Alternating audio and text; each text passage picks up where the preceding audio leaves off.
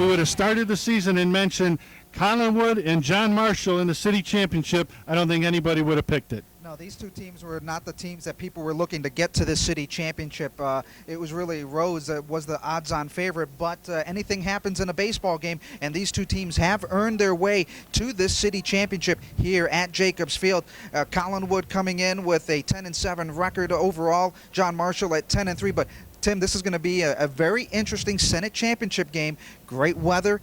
Both teams really excited about getting here and playing here at Jacobs Field. Well, we're not going to waste a lot of time here because we're going to go right over to Bill Myers. First, we want to meet the outstanding athletes in the Senate. Bill? Focus your attention to the third base line. We are going to introduce the 2002 Cleveland Municipal School District All-Stars. From Collinwood, you have Sierra Shady and Shamira Mack. From East High, you have Kim Johnson, Tisha Dial, and Yvonne Monroe. From East Tech, you have Celeste Mason. From Glenville, you have LeSean Robinson. From James F. Rhodes, you have Ashley Jones, Kathleen Percrue. From John Hay, you have Ariel Bell. From John F. Kennedy, you have Shawana Roach, Corella Chambers, and Dana Williamson. From John Marshall, you have Crystal Limpert, Betsy Avails, and Jartiza Avails. From Lincoln West, you have Carol Connor and Alma LeBron. And they can sit on that. And your MVP is Brenda Barberin from Lincoln West.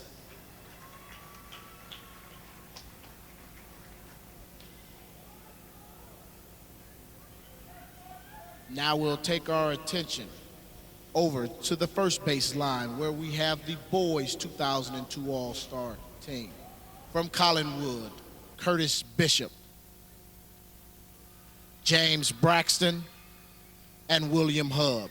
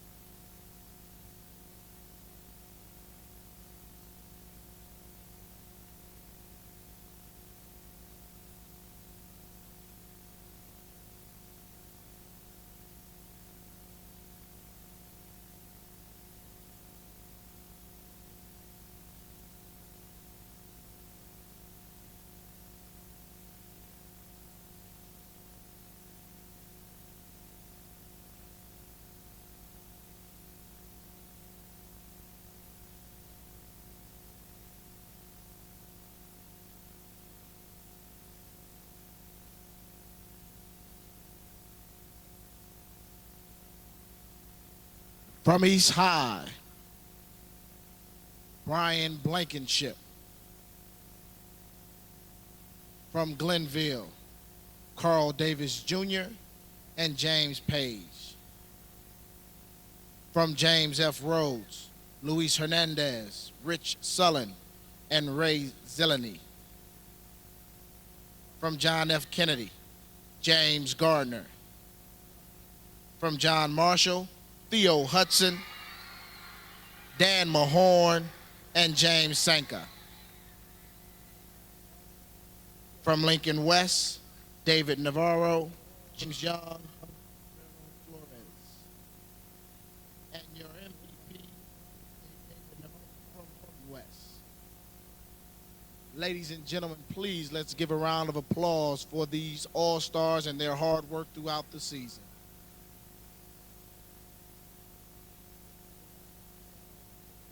We're back at Jacobs Field, and right now we're going to go down to the field where Leonard Jackson will have a special presentation to one of the outstanding former coaches in the program. Leonard Jackson.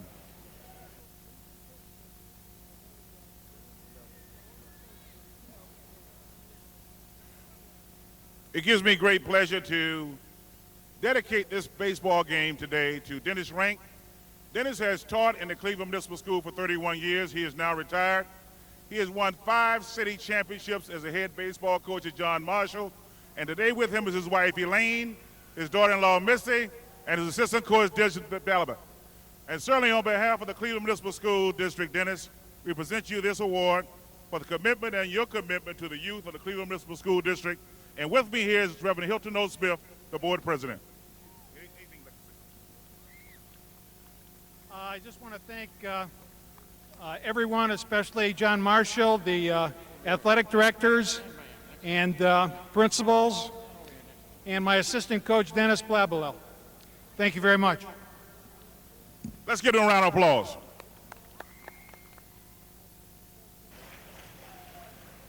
Well, again, Dennis Rank is one of the outstanding coaches that put a lot of years in his, and it's fitting that he be honored here before, especially when you look at these teams that are playing, John Marshall and Collinwood. And Adam, we talked about these teams. Folks, they met earlier in the year in 30-degree weather. Let me tell you, 30-degree raining, and it was a blowout. But there's 2 different teams that come here today. They're a lot better prepared. And let's take a look at some of the keys to the game when you look at these 2 teams, Adam. Well, for Collinwood, they're coming into this game with a 10-4 mark, and they beat Rhodes to get to this championship game 12-3. And the key in that ball game was Rhodes had 8 errors. They capitalized on the errors that Rhodes gave them, and they were able to be fortunate to come up into this championship game. Now, they have a very sound defense. They need to get their base runners on base, and they favor a low-scoring game. And really, one of the coach's biggest concerns, errors. Got to keep it low. That way your team is still in this ball game. And when you look at the Collinwood team, no better way to start it than you can look at some of the key players that are going to be playing today for Collinwood. And when you talk about key players, Curtis Bishop, William Hubb, and Fernando Marrero. Again, that's from right to left. Curtis Bishop, a 2-time All-League All-Star. He ignites the offense. But when you look at William Hubb, they say he's their 5-tool player that can hit, run. He's a guy that plays big in the game, but I think the key guy is Fernando Marrero. He's going to need to throw strikes, and he's going to have to win. And when you look at the 2 coaches, Adam, again, you're talking about young coaches, but a lot of winning tradition. Oh, for Collinwood, Varick Fuller, a graduate of Collinwood High School in 1983, his 4th year in coaching. His 2nd year, he had 2 years at John Hay High School. He won the city title in 1982 as a player, but as a coach, this is his first appearance as a baseball coach in the city championship. And he says, give everything with your heart and play like champions, because he demands the best from his students on and off the field. And what about John Marshall? They came through in flying colors, a strong team, and their key players are some players that you'll see here today.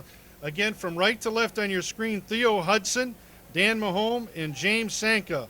Theo Hudson is a defensive skilled. He's a perfect leadoff hitter. They call him our Ricky Henderson, Kenny Lofton. In the middle, Dan Mahone, he blocks the ball. He's a good RBI hitter. On the right was their starting pitcher. They have a lot of confidence when he comes to the mound. And what about the coaches? Well, there you see Coach Eric Free and Tony Brodsky. This team comes in at 10-3. For the coach for Free, he's a graduate of Mentor High School, played catcher in high school, 1 year as a coaching experience, won a district championship as a player at Mentor, and this is his first appearance in the city championship for John Marshall. And they come into this game with a 10-3 mark. They beat Lincoln West 6-1 to get to this championship game. And for the coaches, for John Marshall, their key hitters have to be patient, look at good pitches, and then on defense, you got to make the routine plays, because, as we said earlier, Collinwood took advantage of mistakes by Rhodes in the semifinals to get to this championship game, and really, you don't want to do it. The big mistakes you want to cut down. You're in a whole different environment here at Jacobs Field as compared to when you're playing on the sandlots in the city of Cleveland at your home fields. A whole different atmosphere. You've got different backgrounds that you got to contend with, and really, you've got to, hold in the juice, the adrenaline, because you're playing at Jacobs Field, you're playing in the city championship, and if you let that adrenaline flow, it really could hurt you in the beginning of the ball game. Okay, without further ado, we're going to go over to Bill Myers for the player introductions. Good afternoon, ladies and gentlemen, and welcome to the Cleveland Municipal School District 2002 Senate Baseball Championship, where your John Marshall Lawyers will be taking on the Collinwood Railroaders. Let's start with the introduction of the visiting team. First, the Collinwood Railroaders. Number 2, a senior, Vincent McGill. Number 5, a freshman, Kevin Tate. Number 6, sophomore, Richard Eggers. Number 7, sophomore, Chris Doherty. Number 9, senior, Marvin Wilson. Number 16, junior, James Ballantyne. Number 19, senior, Everett Wesley. Number 20, sophomore, Maurice Dotson. Number 22, a freshman, Sean Spencer. And number 24, freshman, Michael Russell. And now for your starting lineup. At center field, a senior, number 4, Curtis Bishop. At shortstop, a junior, number 10, Courtney Williams. At catcher, a senior, number 8, James Braxton. At right field, a senior, number 11, William Hubb. At left field, a junior, number 17, D'Angelo Williams. At pitcher, number 12, sophomore, Fernando Murillo. At second base, a senior, number 3, Al Crosby. At third base, a senior, number 1, Curtis Minor. And at first base, a senior, number 14, Daryl Torbert. The Railroaders are coached by manager Varick Fuller and is assisted by Rente Gardner. And now for your John Marshall Lawyers. First, your team players. Number 1, a sophomore, Eugene Jerko. Number 2, a junior, Matt Garou. Number 5, Sean Mullins. Number 9, a senior, Jeff Gardner. Number 10, a junior, Erie Hubson. Number 17, a junior, Joe Tavorsky. Number 18, a sophomore, Pete Bircher. Number 20, a sophomore, Derek Blake. And number 21, freshman Frankie Montez III.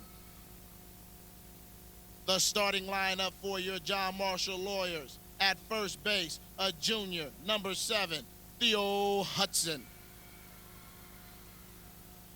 At right field, a senior, number 8, Richie Danforth. At center field, a senior, number 11, Paul Robinson. At catcher, a junior, number 22, Dan Mahone. At left field, a junior, number 16, John Susko. At third base, a sophomore, number 6, Eddie Blake. At shortstop, a junior, number 13, Carlos LeBoy. Batting DH, a senior, number 12, Eric Hageman. At second base, a sophomore, number 9, Chris Tucker. And at pitcher, a junior, number 14, James Sanka. The Lawyers are coached by manager Eric Fry, who is assisted by Tony Broski. I will now ask, ladies and gentlemen, that you all stand for the singing of our national anthem, done by Melissa and Marquita Thompson, students from Collinwood High School.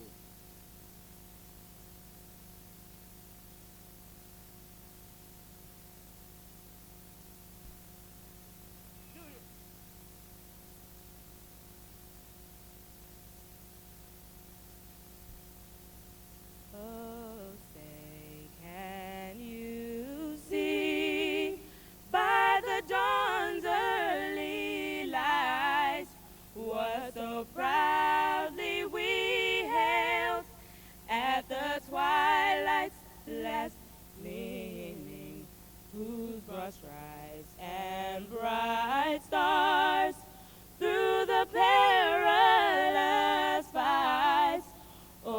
the ramparts we watched were so gallantly streaming, and the rockets' red glare, the bombs bursting in air, gave proof through the night that our flag was still there.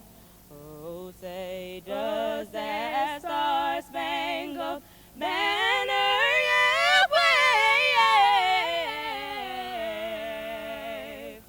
o'er the land of the free? Oh, yeah, yeah.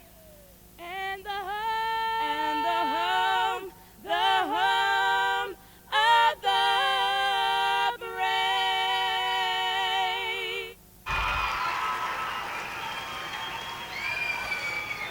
Outstanding job by two students from Collinwood High School, Marquita and Melissa Thompson. And momentarily we will have the first pitch by the president of the Cleveland Municipal School Board, Hilton O. Smith. And I understand they tell me he's a right-hander. He's got big size, so we're going to go right to the mound and get our ceremonial first pitch from Hilton O. Smith. Well, he looks like he's got very good form, and I think he's been really waiting for this moment to toss out the first pitch in this ball game. As both teams huddling up before we start this 2002 City Championship game in the Senate Conference, Collinwood and John Marshall getting ready, and there you see Reverend Hilton Smith, the president of the Cleveland School Board, getting ready to toss out the ceremonial first pitch.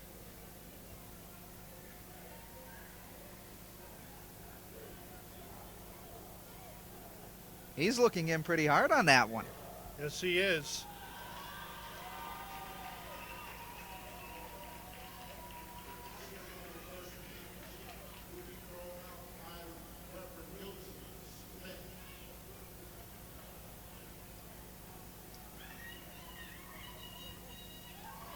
Short-armed it. Oh. They should have gave him a break and let him come in. Does a great job for the Cleveland Schools, Reverend Hilton O. Smith from the president of the school board. And let's take a look at the officials that are going to call today's game. And from the right of the screen to the left is Steve Domonsky. He'll have the plate. Robert Dudley at first base. David Kolka at second. And Matthew Smith will be at third base. Again, they're members of the Greater Cleveland Umpires Association. They've been working games all season long, and we look for a great game from them as well.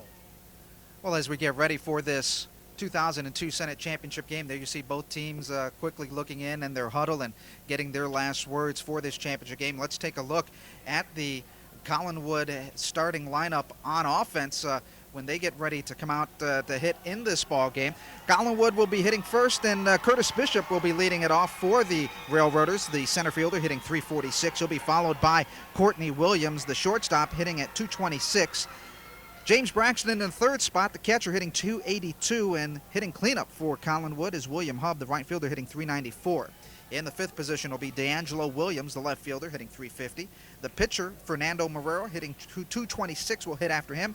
Then the last three batters of the lineup, Al Crosby, the second baseman, hitting .364, followed by Curtis Miner at third base, and Darrell Torbert, the first baseman, hitting .165. That is the Collinwood offensive lineup. Tim, you've got the defense for the Lawyers of John Marshall. Well, we look on the field, we see the managers, Eric Fry in red from John Marshall, and Mr. Varick from the Collinwood team, and he's done a great job, Varick Fuller from Collinwood. But let's take a look at the defense, and again, you're talking about a team that has really played well together, and when you put James Sanka on the mound for them, they have a lot more confidence. There you see it, Eddie Blake at third, Carlos LeBoy, Chris Tucker, Theo Hudson. In the outfield, from left to right, Johnny Suska, Paul Robinson, and Richie Danforth. And one of the things about John Marshall, all three of those outfielders could play center. They got good speed, they can run, and they all can throw. So don't think because they're in the outfield we've got a break, because they don't. The John Marshall team comes in here very solid. They're on an upswing. As Adam mentioned, they won 6-1 earlier in the playoffs against Lincoln West. And Collinwood, we have to give them their propers.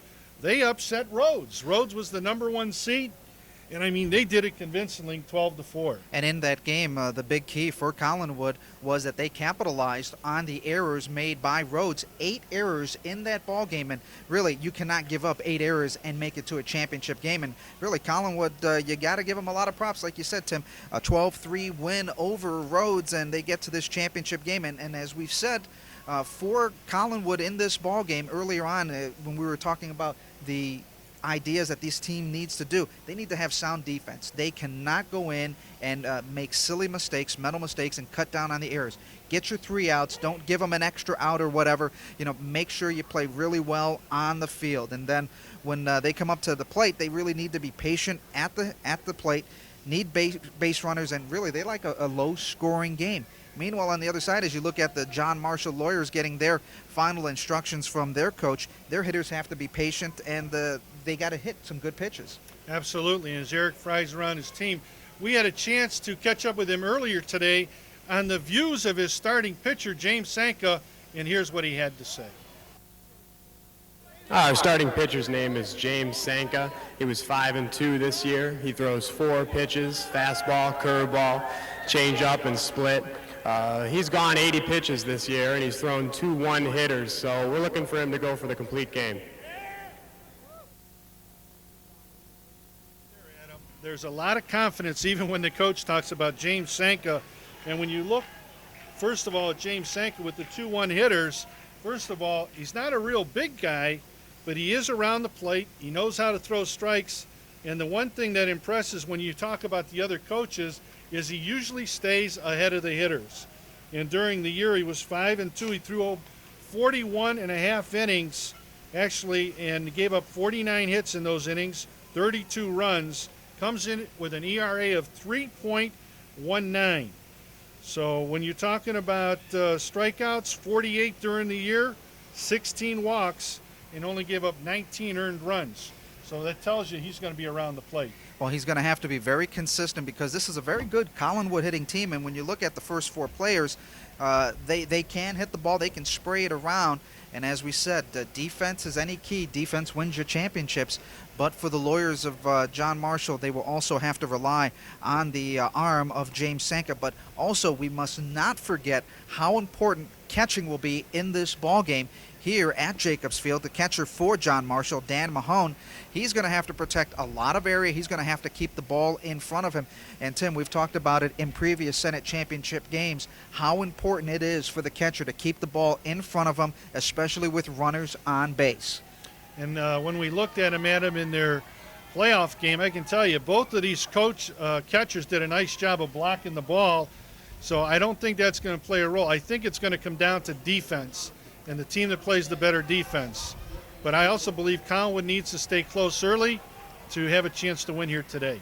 Well, Curtis Bishop is the first player up for Collinwood, and the first pitch of the game is a strike by James Sanka. Curtis Bishop, the center fielder, hitting .346 on the season, 33 stolen bases, 5 RBIs on the year. This one is lifted into left center field, and that's going to drop for the first hit of the ball game as Curtis Bishop loops one into left center field for the first hit of the ball game, and that brings up Courtney Williams, the shortstop. And when you look at it, take a swing here, you can see how he keeps his head down. Doesn't overswing, just drops it right in front of him for the first hit. Now, this is the guy they have a lot of faith in. They like to run with him. So we'll see if they challenge him. They do right off the bat. Here's the throw, and they got him in time on a perfect throw there by Dan Mahone, who threw a perfect strike to the shortstop, Carlos LaBoy, for the out. What a way to start it off as we take a look at the replay. He just fired a BB right into the slide. Good positioning there also by the shortstop. And he had a nice pitch to handle. It was a nice high pitch, straight pitch, fastball. Courtney Williams, the batter, hitting .226 on the season, the shortstop. 2 RBIs, 7 walks. Here comes the pitch from Sanka. That one's on the outside part of the plate. 2 balls, no strikes, 1 out here. If you're just joining us in the Cleveland Municipal Schools baseball championship. No score. Top of the first inning. They didn't give him credit for the first strike on the board, but it is 2-1, Adam. Oh, it was 3. 3-1. So I now thought they're it going was to call it. 3-1. Yeah, they're going to call him back now because he doesn't know it. And eventually they'll get his attention and bring him back. No, they're not going to bring him back. Here Yeah, comes now the he umpire. is. Yeah, that's only 3. First pitch was a strike. There was only 4 pitches, and it's a 3-1 count. So now he's got to hustle back down to the plate. Courtney Williams, defensive infield, also a very good pitcher. 3-1, and now the third base coach is coming down to have a couple of words and make sure that the count was right. And the only way it could be 3-1 is if he called the very first pitch a strike.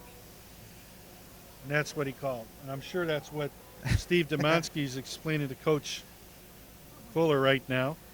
Well, to start off the ball game, Curtis Bishop got a base hit into left center field, but then on the immediate pitch after he got on base was thrown out trying to steal second. And Courtney Williams up to the plate with a 3-1 count. Here comes the pitch from the right-hander. Sanka is up high. Now he'll get the free pass. So another runner gets on base for the Railroaders of Collinwood. And that brings up James Braxton, the catcher, hitting .282 on the season. An all-star in the Senate League. 11 for 39 on the year, 6 RBIs. As Sanka tries to hold back and throws back to Theo Hudson. And one thing you can be sure of, Adam, even though they've had one player thrown out, the Collinwood team, they believe in aggressive play and putting pressure on the defense. This one is hit into left field, and the left fielder, Suska, comes up with the catch. 2 outs in the top half of the first inning. And that'll bring up the right fielder, the cleanup hitter, William Hubb, who's hitting .394 on the season. Now, if you saw that last swing, he had his hands down by his hips, which means that's what caused him to swing a little bit underneath it. I'm sure if he brings those hands up just a little bit, that small adjustment will probably give him line drives. First pitch, a strike from Sanka. He'll throw back to keep Courtney Williams back tied at first base. Outfield here at Jacobs Field, the outfielders for the John Marshall Lawyers playing pretty much straight away. Infield at normal depth. Sanka's pitch. Curveball on the outside part of the plate. 1-1 is the count. And there you see William Hubb getting his signals from his coach. No score, top of the first inning. Inside pitch, runner goes. Here's the throw, and he is dead to rights at second base once again as Williams was beaten by a step or two on another great play by the catcher, Dan Mahone. Well, I think Dan Mahone's making a statement here today. You're not going to run here on this day. You can see a great throw, a nice catch, and a nice tag as the second base umpire, Dave Kolka, was right on top of it. A nice job by Dan Mahone, the John Marshall catcher. Now, obviously, when you talk about defense, Adam, you have to take a look at the John Marshall offense. And when you talk about hitting, they can put the ball in play too. Oh, absolutely. As we take a look at the John Marshall lineup for this afternoon in this championship game, leading off will be Theo Hudson, the first baseman, hitting .405. Hitting second will be Richie Danforth, the right fielder. Paul Robinson, the center fielder, will be hitting third. The catcher, Dan Mahone, hitting in the cleanup spot, hitting .433 on the season, followed by John Susko, the left fielder, hitting at .433. Now, Eddie Blake, the third baseman, will hit in the sixth position, followed by Carlos Laboy, the shortstop. Eric Hageman is the DH, and last is Chris Tucker, the second baseman, hitting .400 on the season. And when you talk about the defense, this is the key that all the coaches talk about when they talk about Collinwood. The most improved area of their team has been the defense. And you take a look at him, Curtis Miner over at third base. Courtney Williams is not flashy, but he's got a solid arm, and he does a great job for them in the middle. Al Crosby's got nice range at second. Darrell Tolbert, he can pick him up at first. In the outfield, D'Angelo Williams, Curtis Bishop, and William Hubb, all of them got good speed. And behind the plate is the big guy, James Braxton, and they'll rely on their ace, Fernando Marrero. And again, Marrero's going to have to mix speeds and keep it up. And Adam, when you talk about Fernando Marrero, we had a chance to catch up with their coach before the game to get his views on his starting pitcher. How you doing? My name is Coach Vark L. Fuller of Collinwood Railroaders. Our starting pitcher today is Fernando Marrero.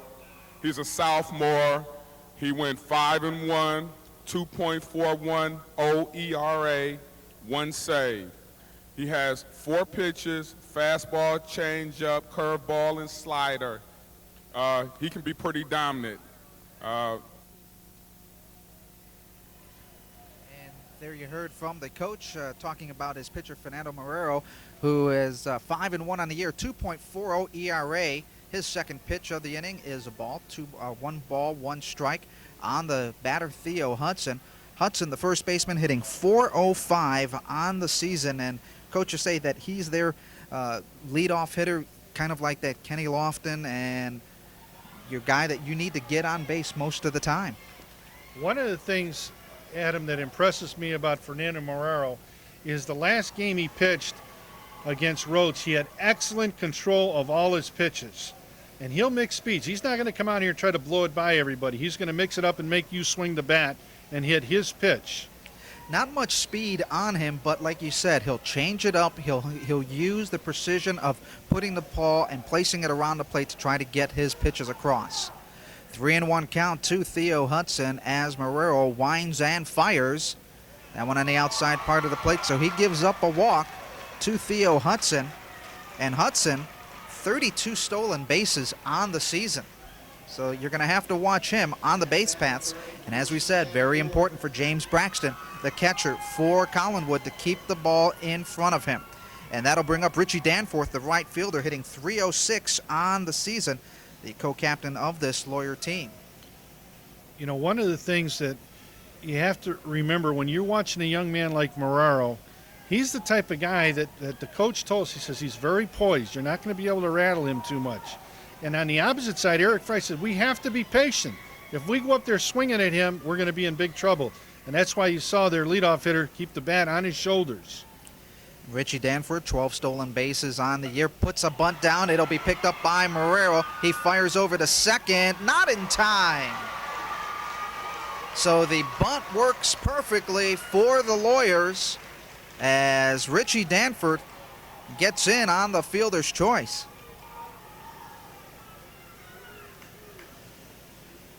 And again, you can see here the speed of the first base, but Marrero had made up his mind he was going to go to first, and they called him safe. I don't know if he was safe on that. Usually a bang, bang, but again, Dave Kolka's right on top of it, and he's the only one in the house that it matters what he calls. That'll bring up Paul Robinson, the center fielder, who's hitting .256 on the season, as Marrero looks the runner back over at second base, as Courtney Williams and Al Crosby will try to hold tight on the runners.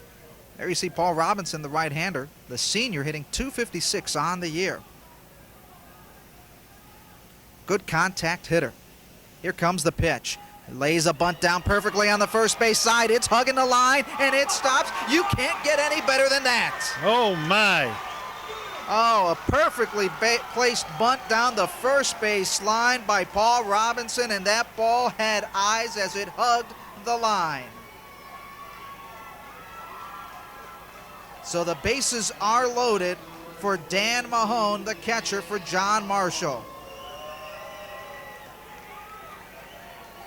Well, when you look at Dan Mahone, some pretty impressive hitting stats.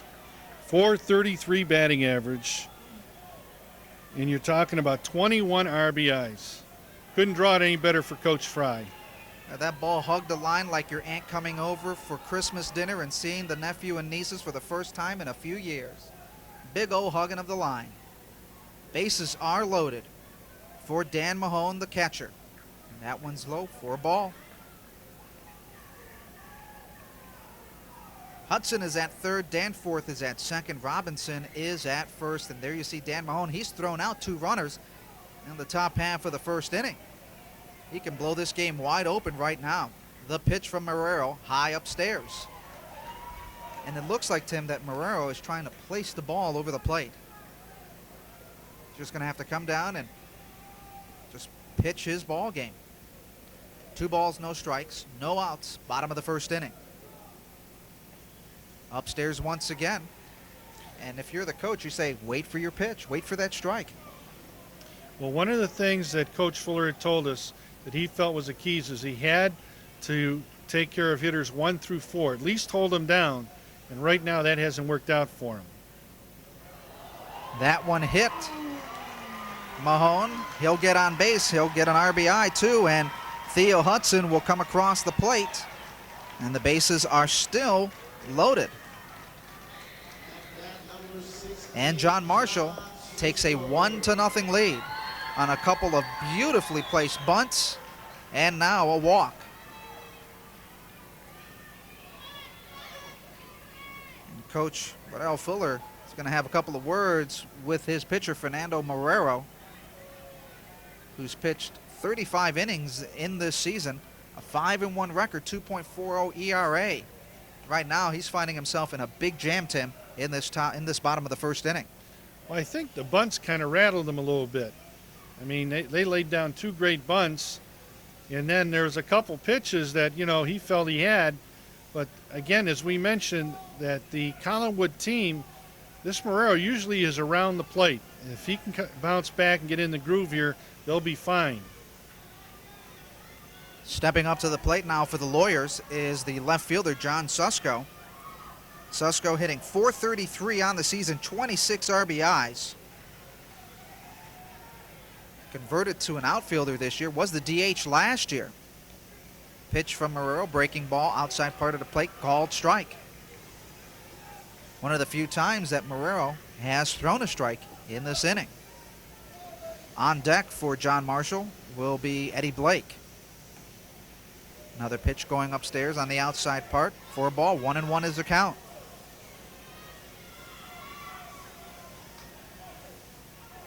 Outfield playing pretty much straight away. Left fielder is in a bit, trying to see if he can play off and maybe make a play at the plate if he gets one hit to him. Marrero's pitch. Another ball. 2 balls and a strike. And as you said, Tim, control is the key, and he's going to have to get some strikes. Here comes the pitch. Upstairs. 3-1 is the count. He can ill afford to walk another run in. 1-0. John Marshall leading it over Collinwood. Here comes the pitch. And that one gets in for a strike. Now you saw that pitch there was on the inside part of the plate. That's where Marrero's strength's at. He'll end up working the corners, and if he doesn't get them, it could be a long day because he's not the type of guy that's going to give in to you. This one's hit in front of the plate. A high bouncer to Marrero. He throws it back, gets him quickly out at the plate on a good bang-bang play. Talk about some height off the front of the plate, and a good play there by Marrero as he threw it back to Braxton.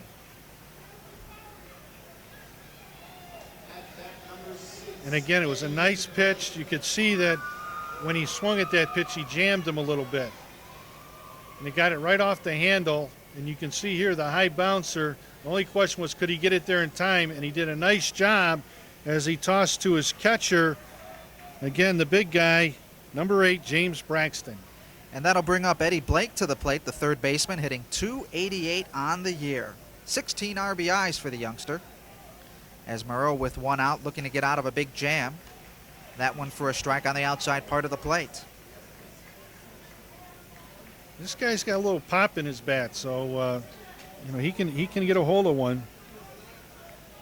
Bases are loaded. Robinson is at third, Mahone is at second, and Susko is at first. 1-0.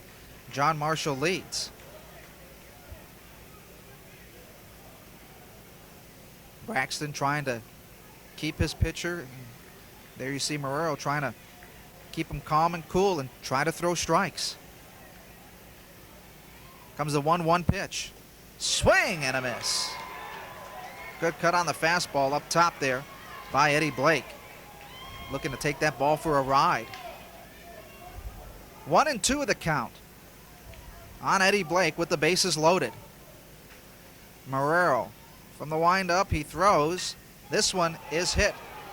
Third base side right behind the plate. Braxton makes the catch for the second out of the inning. And Tim, that's one of the hardest catches that anybody on the field can make, that for the catcher, because of the banana-shaped pattern that the ball takes. And you have to give him credit. He stuck with it. Now, most guys, as soon as that happens, they'll turn around and face the stands, so the ball will come back to him. Braxton didn't do that, but give him credit. He hung in there. And if he can come out of this giving up only one run, he's in great shape. Now the bases are loaded. And they're going to, and it looks like John Marshall will have a courtesy runner for Mahone, who is the catcher. And they are allowed to have a courtesy runner to get the catcher. This way you can get the catcher suited up and speed up the game a bit. Did you like that in your playing day, Adam? I never had that. Never had it, huh? Yeah, no such thing. You out there, and then as soon as the third out, you run in, get your equipment on real quick, and you're more tired by the time you get back behind the plate because the umpire's telling you, hey, get up here now. And as we said, Carlos Laboy, the shortstop, up takes a ball for the first pitch, hitting .373 on the year. 19 runs scored, 22 RBIs. And as we said, Marrero with the bases loaded, trying to get out of a big inning. If he could only give up one run, that'll be a big feather in his cap. Here comes the pitch. Outside part of the plate for a ball. See, I think he's going to have to change his pitching method a little bit. What he's doing, he's nibbling. And when you get into these kind of guys, you want to make them put the ball in play. Get ahead of them early. 2-0 pitch on the outside part of the plate for the breaking ball for a ball, 3-0. And you're right, Tim, you can't nibble.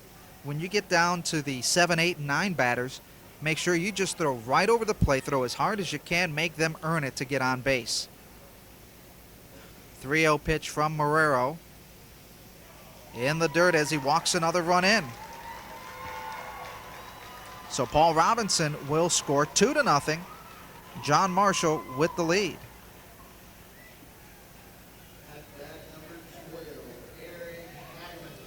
Eric Hageman, the designated hitter, hitting .366, will be up at the plate. 9 RBIs on the season. He's a good line drive hitter. If he can just get one in and connect, possibly can get 2 runs in for the Lawyers. Pitch on the outside part of the plate for a ball. 2 outs. Bottom of the first inning here at Jacobs Field. John Marshall with a 2-0 lead over Collinwood, as Fernando Marrero, finding himself in a bit of a jam, walking in 2 runs in this inning. That one on the inside part of the plate for a strike, and that time Braxton really positioned the ball well for the umpire to see. Here comes the pitch from Marrero. Another strike on the inside part, so it looks like he may be starting to find his groove, Tim. Again, he went right at the hitter. Now he's ahead of him. Now he can throw his pitch. 1-2 pitch from Marrero. Outside part of the plate for a ball. Bases are loaded.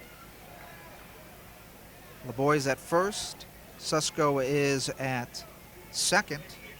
And Matt Garu is at third, the runner for Mahone.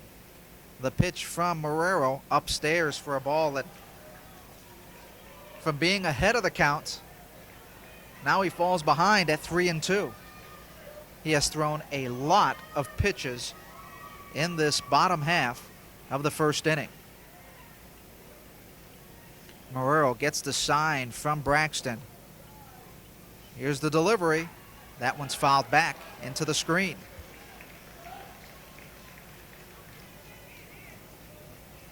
Three-two count, 2 outs, bases loaded, and the runners will be going as we take a look at this pitch. Ooh. Oh, right in there and just foul tipped it into his shoulder and into the back of the screen. That'll smart. So Hageman, 3-2 count with 2 outs. Runners will start to go. Here comes the pitch. This one is lifted, foul down the third base slide, and Braxton could not hang on to the ball. Had it in his glove, but just popped out. Tim, we talked about it. You don't want to give up that extra out, and hopefully that won't come back to haunt them. Well, you can see right here, again, he tried to catch it one-handed. He uses both hands, he probably catches the ball. Plus, they're not used to this. You know, on a sandlot, you don't have all that open space. Oh, absolutely not. You may have maybe 10 to 15, maybe 20 feet. Not as much room as they have here at Jacobs Field. 3-2 count once again. This one is hit in the left center field, and the center fielder is actually going to track it down. Curtis Bishop comes in, and really for Collinwood, they come away just giving up 2 runs on 1 hit. No errors. And it is the Lawyers of John Marshall with a 2-0 lead after 1 inning of play.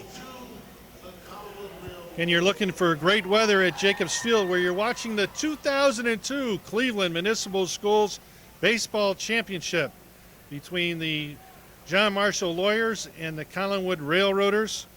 And we want to let you know that as we go through today, we're going to be also honoring the girls softball champions from the Cleveland schools, as well as we'll have the executive director of Cleveland Indian Charities, Melissa Zaponte, stopping by, and we'll also get to meet the most valuable players in the girls softball and the boys baseball program for the 2002 season. Again, that'll be coming up before today's game is over, and we also will have the presentation of the awards to follow today's game. Again, we're only in the top of the 2nd inning. The weather has held off. It's been a nice day as far as what was predicted. We're going to hope that it holds up. And Adam, when you look at the first inning, really wasn't a lot of hitting, just basically giving up some walks that hurt them. Oh, walks was the big key, but for John Marshall, they were able to get him down 1-2-3, but it was on the arm of Mahone, the catcher for John Marshall. But now with Sanka, that long break in there, he's going to have to really get things going as the William Hub comes in, fires one to third base, and Eddie Blake's throw takes Theo Hudson off the bag, and Hub will get on for Collinwood in this top of the 2nd inning. You see right there, Coach Varick taking a look. You can see right here, again, a great play by the first baseman. Again, Theo Hudson, if that ball gets by him, is at least 2. That'll bring up D'Angelo Williams, the left fielder, hitting .350 on the year, and I think Collinwood is going to think twice about running on Mahone because he threw 2 runners out in the top of the 1st inning. D'Angelo Williams, the left fielder, hitting .350 on the year. Loves the game of baseball as he fouls this one into the stands behind us. 1-1 count on the batter, D'Angelo Williams. William Hub at first base. 8 stolen bases on the year. Sanka looks, fires. Nice off-speed pitch that gets Williams to swing at that one. Pulled the string on that one, Tim. 2-0. John Marshall leading it over Collinwood. Top half of the 2nd inning here at Jacobs Field. Pitch on the outside part of the plate for a ball. 2-2 the count on Williams. Now, one of the things you need to watch for, Adam, even though they're getting thrown out, I think Coach Fuller may go with a hit and run or a bunt and run in certain situations. This one is lifted in the short right field. Richie Danford is right there to make the catch for the out. First out of the inning. And that'll bring up the pitcher, Fernando Marrero. Marrero hitting .226 on the year.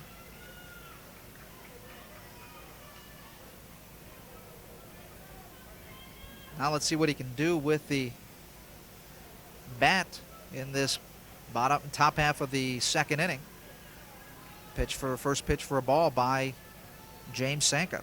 Sanka has thrown 2 one-hitters this year for John Marshall. Swing and a miss. Foul tip. 1-1 the count on Marrero as Sanka. There you see Sanka, the right-handed pitcher, trying to keep things in nice flow as he throws it back, and a good stop once again by Theo Hudson. And Tim, in this second inning so far, Hudson has made 2 good plays. One on the throw over there by Eddie Blake that he kept the ball in front of him, and that time the throw over from Sanka. Foul ball into the stands on the first base side. You know, when you think of first basemen, you traditionally think of power hitters, someone that's going to drive in a lot of runs. Not the guy that gets out there and gets on base and creates havoc, and then also plays great defense at first base. He's very unique, but he does an outstanding job for John Marshall. And really, that's the kind of keys you need in a championship game, is those big defensive plays. That time, Mahone comes up and jumps up to get that pitch from Sanka. Count evens up at 2-2. Outfield playing normal depth here at Jacobs Field. Infield straight up. Sanka's pitch. Strike 3, looking as he got him looking on the breaking ball. So Fernando Marrero will go down on a strikeout, looking for the second out of the inning. Well, he had him backing up on that pitch. Work the count to 2-2. And then just watch him sit back and watch that pitch hit the corner. Nice setup there by James Sanka to get Marrero looking for that third strike. That'll bring up Al Crosby, who bounces one to the third baseman to throw over, easily getting him out. From Eddie Blake over to Theo Hudson for the third out of the inning. And so no runs, no hits for Collinwood as we head towards the bottom half of the second inning. It is John Marshall 2, Collinwood nothing. You know, you talked about James Sanka. Give you an example. He's thrown 22 pitches so far today, and I believe that he has, we're getting word from our statistician, but I know going in it was about 23 pitches, and out of those 23, Adam, we're looking at 13 of them being strikes. Where on the other side, Fernando Marrero, he's kind of struggled. It's been just the opposite. With his 31 pitches in the first inning, he had 17 balls and 14 strikes. Well, that's the thing. You want to keep a low pitch count, and for Marrero in this bottom half of the second inning, like you said, he threw 31 pitches in that first inning. He wants to keep the pitch count low. Now he's got to face the 8, 9, and 1 batters. He's going to have to throw more, really not try to pick the corners and place his pitch. He's just going to have to make those guys earn it in that bottom half of the lineup to get on base. And the lineup for Collinwood in this bottom half of the second inning, or for John Marshall, will be Chris Tucker, Theo Hudson, and Richie Danforth. Chris Tucker, sophomore, hitting .400 on the year. Honor Society student, plays his summer ball for West Denison. He's also a volunteer at the Cadell Recreation Center. So Fernando Marrero's first pitch, inside and low for a ball. Not the way he wants to start. And just watching this game, folks, I have to believe Eric Fry told his players, look, we're going to take until we see a strike here early in the game. And it's paid off for him. Off-speed pitch up top for a ball. 2-0 the count. Marrero not finding any comfort on that mound. Comes a 2-0 pitch. In there for a strike. Like we said earlier, he's not throwing much heat. It's more of placement pitching. A 2-1 pitch from Marrero. On the outside part of the plate, 3-1 the count. Already finding himself in trouble in this bottom half of the second inning. Marshall's showing a lot of patience with Marrero. Upstairs for a ball, and if you're a hitter, you just wait for him to throw a strike. He's got to come to you. So Tucker gets on base with the walk. That is the third walk of the afternoon by Marrero, and that brings up Theo Hudson, who walked and scored back in the first inning. Hudson, a 6'2", 145-pound junior. And Marrero is just all over the place. He is just not finding his mark whatsoever. And you said that in the pregame, Tim. He's got to be on from the beginning. 1 ball, no strikes to Theo Hudson. Hitting .405, the runner goes. The throw not in time. So Chris Tucker steals second.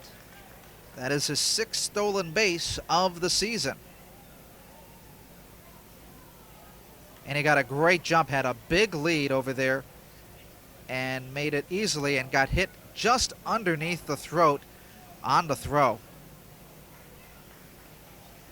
And one of the things about Marrero, as well as he pitches when he's on, and I've seen him when he's been on and throws those strikes, he does have a slow delivery to the plate, which hurts his catcher.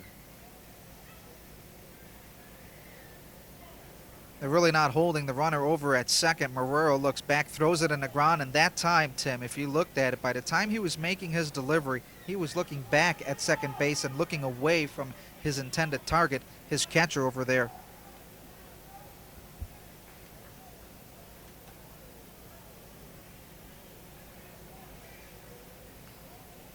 Theo Hudson, the first baseman, hitting left-handed, takes another ball for the outside part of the plate.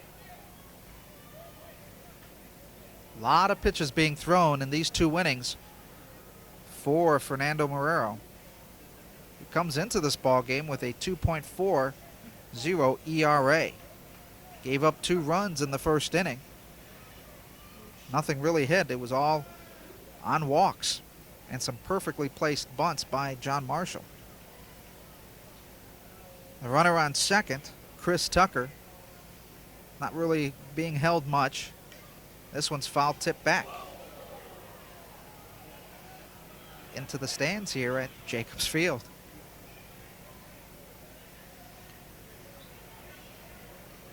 Well, here's a situation where you want to make sure that you're not going to put him on. You're going to challenge him and make him put the ball in play. 3-2 count. And John Marshall has gone deep into the count with Marrero. Marrero throwing back as Courtney Williams trying to hold Chris Tucker. And for Theo Hudson, this is John Marshall's team MVP, hitting .405, 33 runs scored, 18 RBIs. That one on the outside part of the plate, so runners at first and second. Now for John Marshall, as the 4th walk is given up by Marrero, and that brings up Richie Danforth, who bunted his way on a fielder's choice in the first inning, but was thrown out at home plate. Later on, when he was on with the bases loaded, and Rodell Fuller looks to be calling timeout, and he's going to have another word with Marrero, and we will, I believe, have a pitching change. Or is he going to try to calm him down and just tell him, throw strikes? So He's going to make the pitching change. And it will be Courtney Williams now who will be the pitcher, and Marrero will head over to shortstop. Well, let's take a look at Courtney Williams again, Adam. When you look at him during the year, he's only allowed 13 runs in 22 innings. He's got a higher ERA of 4.13, and he's averaging 2-2 record. 2-2 record, 4.13 ERA, and really for Collinwood, their team ERA 4.77, and so for Courtney Williams, the shortstop, now in as the pitcher, he is going to have to really put a big bandage on the bleeding for this Collinwood team They're only down 2-0, but the pitching has been very ineffective in these first 2 innings. And I think one of the things that you have to remember is when you're dealing with a sophomore like Fernando Marrero. Now here's a guy that's played a little bit of Mickey Mantle over at Sterling Recreation. The coach tells us he's an excellent shortstop. You could have seen a lot of frustration, but he kept focused on what he was doing. And I think the key to a guy like Fernando Marrero is you always let him go out there and learn. Now in this situation, when he started falling behind, there was no adjustment made. Hey, let's challenge these hitters and make them put the ball in play. It didn't happen. So you get him out of there and don't ruin his confidence, because this young man that we're looking at right now can play shortstop well, but he's going to be a great pitcher in the Cleveland Senate schools. Now for Courtney Williams, he's going to have to come in and throw strikes and really try to get Collinwood out of the inning. 2 runners on base, another bunt just to the third base side. Williams picks it up, throws out the runner at first base. So Richie Danforth moves the runners over on the sacrifice bunt. And Theo Hudson over at second, and that'll move Chris Tucker to third. So runners are in scoring position for Paul Robinson, who singled and scored in the first inning on one of those bunts once again.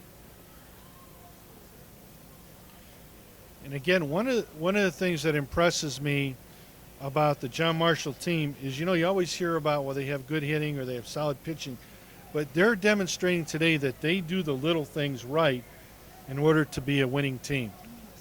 And when you look at it, and doing the little things right is bunting. That's a lost art, especially with aluminum bats. It's not the easiest thing of trying to place those bunts in the field of play. Pitch on the outside part of the plate. Good catch there made by James Braxton. The catcher for Collinwood is Williams, just a little bit wild on the outside. There you see Chris Tucker over at third, and now Robinson, the hitter. Bunt single, 1 for 1 on the day.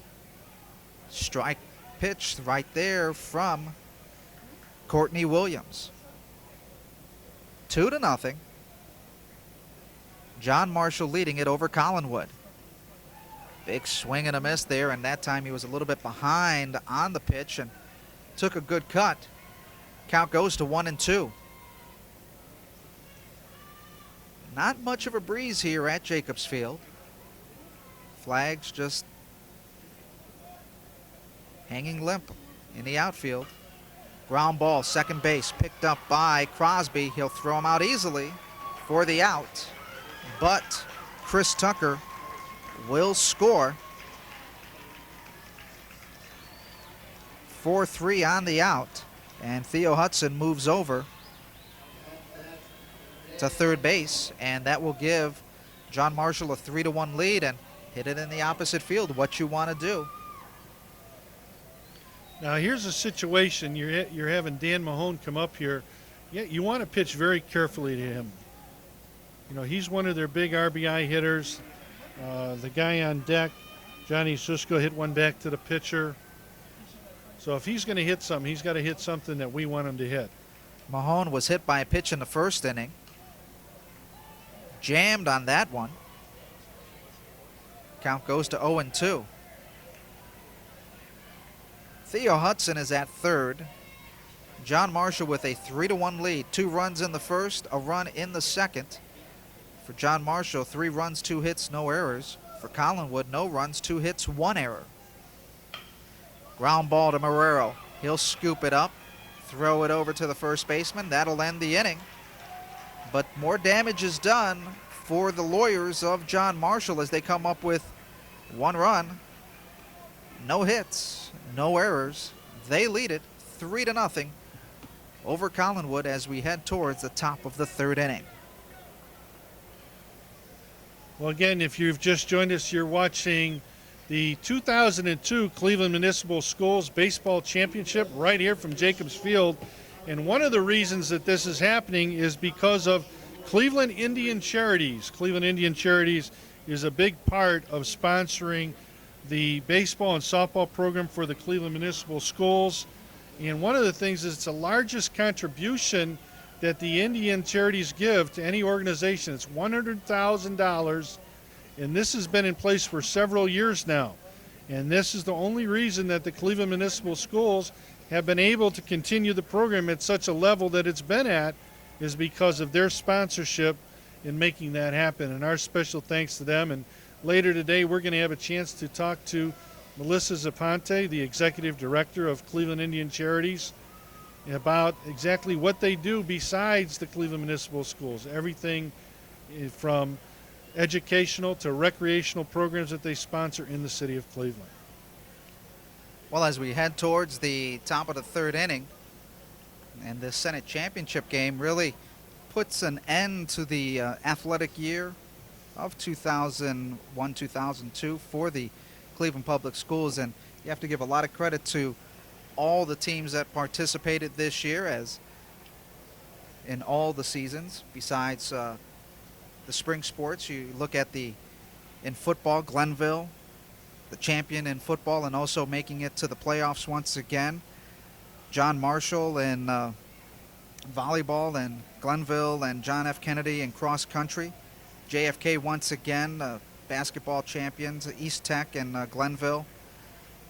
When you look at indoor track, Glenville once again running away. Softball, John Marshall. So you got to give a lot of kudos to these young men and women in the Cleveland Public Schools in their representation of the schools. Curtis Minor is the first batter up for Collinwood, and that time he pops up to the third baseman, and the third baseman makes the grab, and that is Eddie Blake for the first out of the inning. That'll bring up Darrell Torbert, the first baseman, hitting 165 on the year. Torbert, 2 for 19 on the season, struck out 14 times. Also participates in track. Honor roll student as well. Pitch on the outside part of the plate by Sanka goes for a ball, and we talked about the pitch count. Sanka has really not thrown a whole lot in this ball game, and that is good for him because that will let him go deep into the ball game. Nice fastball right up the middle for a strike, as the swing and a miss made there by Darrell Torbert. Torbert's favorite Indian, Jim Thome. Here comes the 1-1 pitch upstairs for a ball. Mahone telling Sanka, hey, bring it down a little bit. Challenge him. 3-0. John Marshall with the lead in the 2002 City Championship here at Jacobs Field. Breaking ball on the outside part of the plate. 3-1 is the count. When you talk about big wins by this young man, James Sanka, he beat Garfield, Maple Heights, and he also was the winning pitcher in the playoff game against Lincoln West, so he's pitched well in tough games. That time Sanka walks Torbert. And Tim, you don't really want to walk your 8, 9, and 1 hitters, your 8 and 9 hitters. You want to make those guys really earn their right on the field, on the base paths. That brings up the number 1 hitter for Collinwood, Curtis Bishop. Singled his first time up, hitting .346, but then was caught stealing on a great throw by Mahone. Well, one of the things, you're right, Adam, you never want to get a situation with nobody out or one out and give up the first man with a walk, let alone the bottom of the order. I guess one of the things that you'll hear the John Marshall lawyers say, well, you're right, but when you have a guy like Dan Mahone that's got a BB for an arm and he can throw these guys out, it makes it a little bit easier. And that'll make coaches really notice, because they'll sit back and kind of hesitate on trying to send their guys running the second or third. Foul tip there by Curtis Bishop. I mean, Mahone set the tone in the first inning when he threw out 2 straight runners over at second base, and they were no doubters. He's got a very strong arm, and coaches are looking at him and say, yeah, you really have to be careful on the base paths. You're going to have to steal off the pitcher, really get a good jump and a good lead over at first base. 1-1 the count. The pitch outside as Mahone throws it back over to first to Hudson. And Torbert is back in time. What really impressed me on that play, even though we'll pick up the throw down to first, is you saw the second baseman and the right fielder both moving to the first base line to back up the throw. Now you talk about team play, that's what you always look for. Inside part of the plate, catching the corner for a strike there by Sanka. 2-2 the count. Center fielder playing very shallow. Paul Robinson is shallow, leaving a big gap in right center field. This one is hit to the shortstop. LeBoy over to second, in time, gets in. The throw is not in time at first base, as Bishop will now head to second base as the ball goes into the camera pit.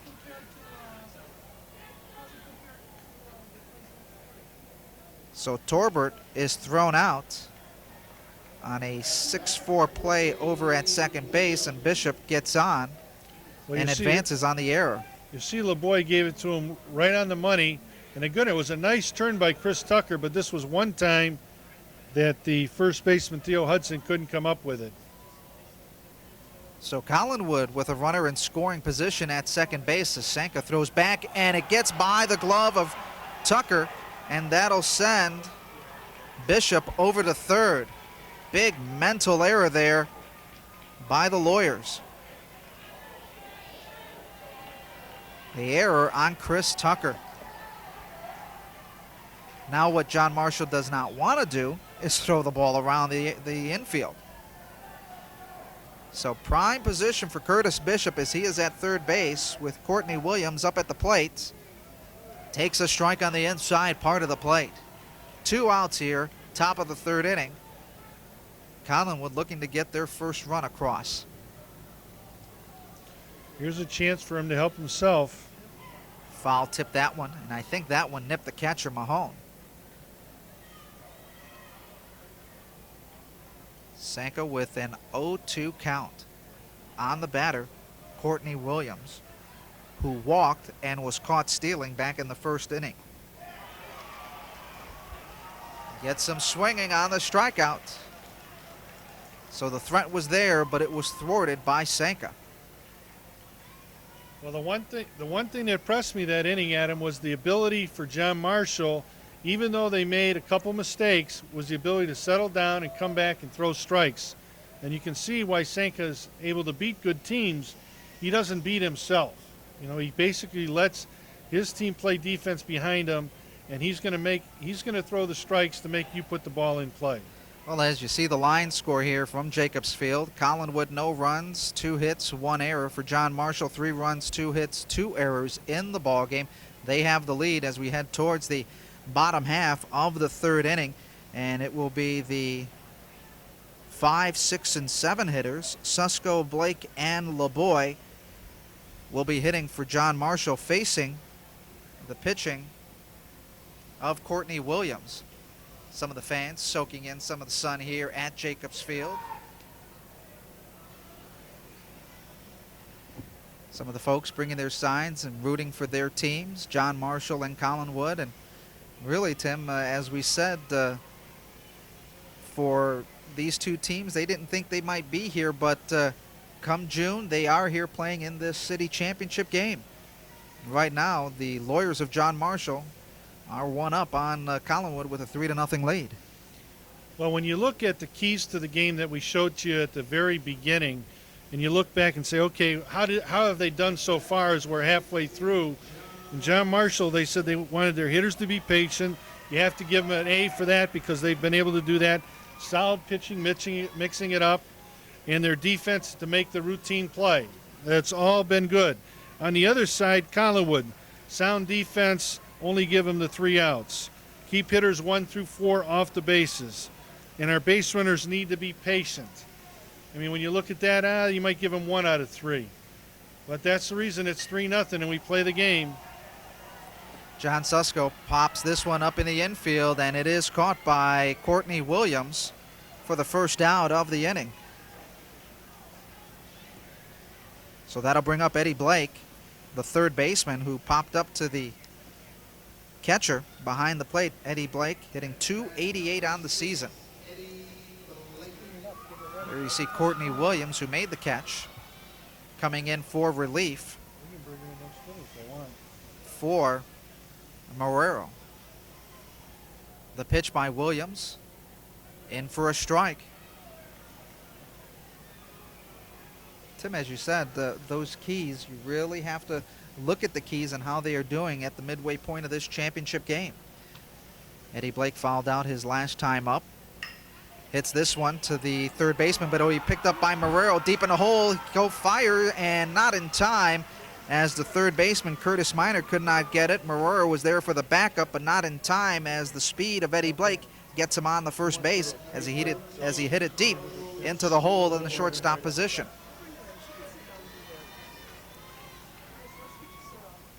And that will bring up Carlos Laboy, who walked and got an RBI back in the first inning when John Marshall scored 2 runs in that first inning. Eddie Blake, 15 stolen bases on the year as the throwback over to Darryl Torbert.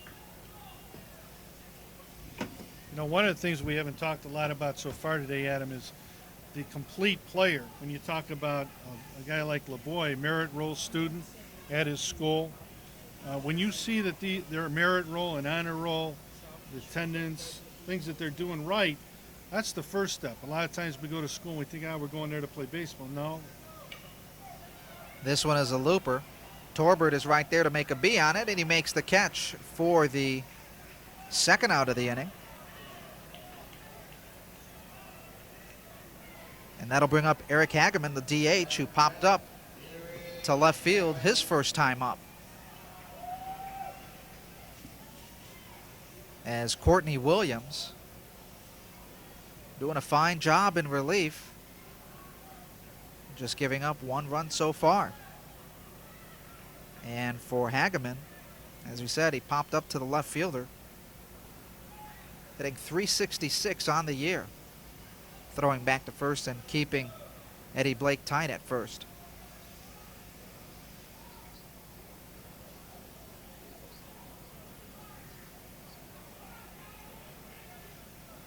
Now there's a real, what just happened there, Adam, on that play of him backing up the pitcher. You'll never see it in a scorebook. You'll never see it where somebody says, hey, that was a great job. But the little thing right there prevents a runner from gaining another base. A nice job by the third baseman from Collinwood High School. Williams keeping the runner tight, that time a bit close at first base. For Hageman, as we said, he popped up to the left fielder in his first at-bat. Runner on first is Blake, who singled. He goes to throw to second. Not in time. And so another stolen base for John Marshall.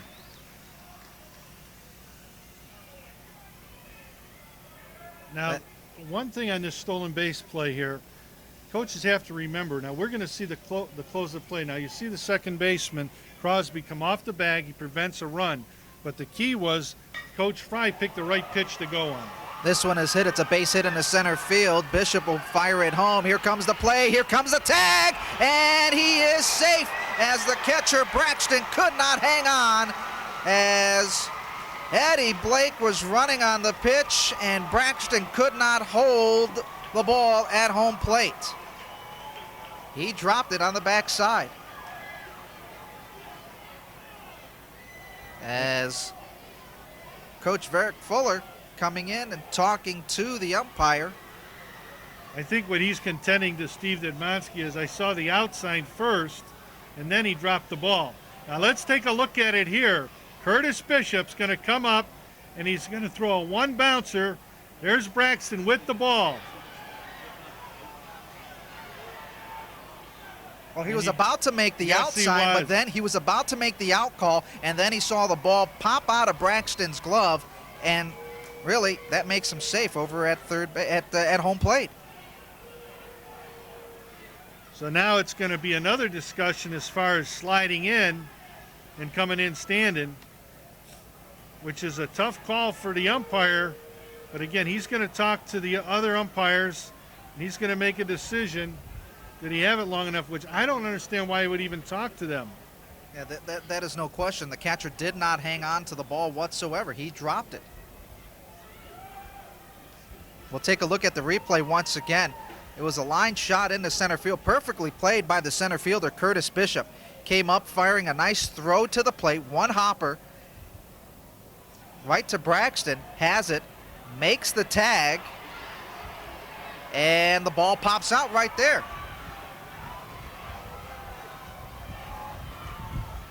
No, that's a no-doubter.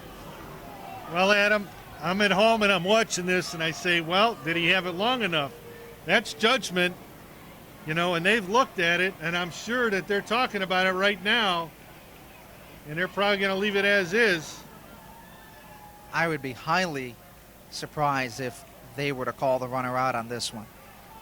I mean, that's as plain as day.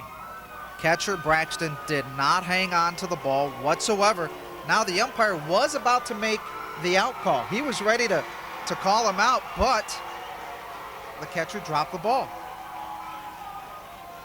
And it was a good block there by Braxton, but he just dropped the ball at the plate.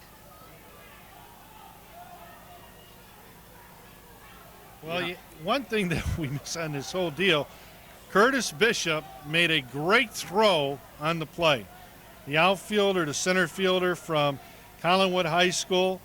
He talked about his favorite player being Kenny Lofton. They're going to show it one more time. I guarantee you the crowd will be up there looking. And they're going to see it right here for about the 5th time. They're going to probably tell us to take this off pretty soon, Danny. There's the collision, and the there's ball the pops ball. out. Even in slow motion, it's such a bang play that the ball did pop out. He did not have control of the ball, and that's one thing. You want to hold on to the ball.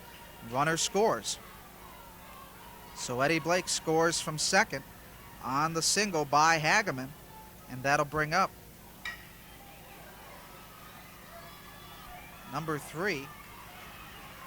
And that was Marrero. Again, I think they moved him to short. He came up with the throw to Tolbert to end the inning. $3.875 million to the youth organizations in Northeast Ohio. Major benefactors: Cleveland Municipal School, Boys and Girls, United Black Fund, Cleveland Baseball, Cleveland State, North American Indian. That's only part of the story of Cleveland Indian Charities, and our special guest, Melissa Zaponte, the executive director. Welcome, Melissa. Thanks, Tim. A real bright day today. I know every year we come here and we say these kids are really getting a dream come true, but when you see great weather and all the prediction we've heard all week long, it really gives you a special feeling. This is always a great day here at the ballpark for us to be able to give the kids in the city of Cleveland the chance to play this most important game of the season here for them here at Jacobs Field. And I'm with you. I woke up this morning and thought we were going to get rained out, so I'm glad that the weather has held out for us. And obviously one of the unwritten stories when you talk about it, back in 1992 and in 93, 2 baseball programs became the reality. One over 2,000 youngsters and another one today taking on 16 teams that are now playing baseball, Rookie League and RBI baseball. Tell us what the thought process was. Well, part of the mission of Cleveland Indians Charities and our Community Relations Department of the Cleveland Indians is to give kids in the city of Cleveland and beyond the opportunity to play baseball. And through the support of Cleveland Indians Charities, we do that for thousands of kids for free. Rookie League teaches the kids age 7 to 12 the fundamentals of the game through the work with the Division of Recreation, and then after that we say they kind of graduate or advance and be able to play RBI baseball and softball programs up until they're 18. Also, one of the biggest keys that happened in 1995, the Cleveland Municipal Schools were in a position of possibly losing their baseball and softball program, and Cleveland Indian Charities stepped in. Right. It's very important to us as an organization to be able to continue to support youth baseball in this town, and the Cleveland District has gone through a lot of struggles, and we're very fortunate that we are able to step up, and annually we make a $100,000 donation to the district that specifically goes to fund baseball and softball programs. And obviously, Melissa, it can't be done alone by Cleveland Indians. There's a lot of special groups that are part of Cleveland Indian Charities. Some of our viewers are watching, well, how can I help? How can I be part of the mission? Can you please tell our viewers? Sure. We generate on average about $500,000 each year for Cleveland Indians Charities that goes to be able to make those donations to the district and other partners. We host a lot of different fundraisers and special events throughout each season. One coming up on June 29th is a garage sale, which will be 10 a.m. to 8 p.m. on the plaza at Gateway. We've got Tribe Jam coming up again this summer for the 4th time on August 24th at the new Tower City Amphitheater. We've got a golf outing. If you call 216-420-4400, You can hear all about the different fundraisers we have going on, or Indians.com under community outreach. We've got a lot of events going on. I mean, obviously, you talk about the community involvement, and it might be a corporate sponsor says, I want to be a part of it, and it may be someone just a volunteer to be a part of it. One more time, if you can give them those numbers. Sure, the phone number 216-420-4400 or Indians.com community outreach. We are very fortunate to have the support of some major corporate sponsors and as well some Cleveland Indians players who make financial contributions to our goals. And that's one of the things a lot of times that we don't really understand is that the people that play here at Jacobs Field represent our city, have gone above and beyond with donations to Cleveland Indian charities to help the kids, and that's something we will always be appreciative of. Thank you. We're glad to be able to be here today and give this kind of opportunity to these kids. Well, thanks for coming by. Thanks for having me. Melissa Zaponte from Cleveland Indian Charities, the executive director, coming by at Jacobs Field. And again, we've watched Collinwood knock on the door one more time, Adam, but coming up short. Well, that time Fernando Marrero strikes out, and the strikeout leaves the runner stranded at third, William Hubb, but they still find themselves down 4-0 as we head towards the bottom half of the fourth inning here at Jacobs Field. And you talk about champions and times of champions. Well, when you look at it and you talk about the girls, they get their due just like everybody else. And I had a chance to go over to Cleveland State University, Krensler Field, for a very special day.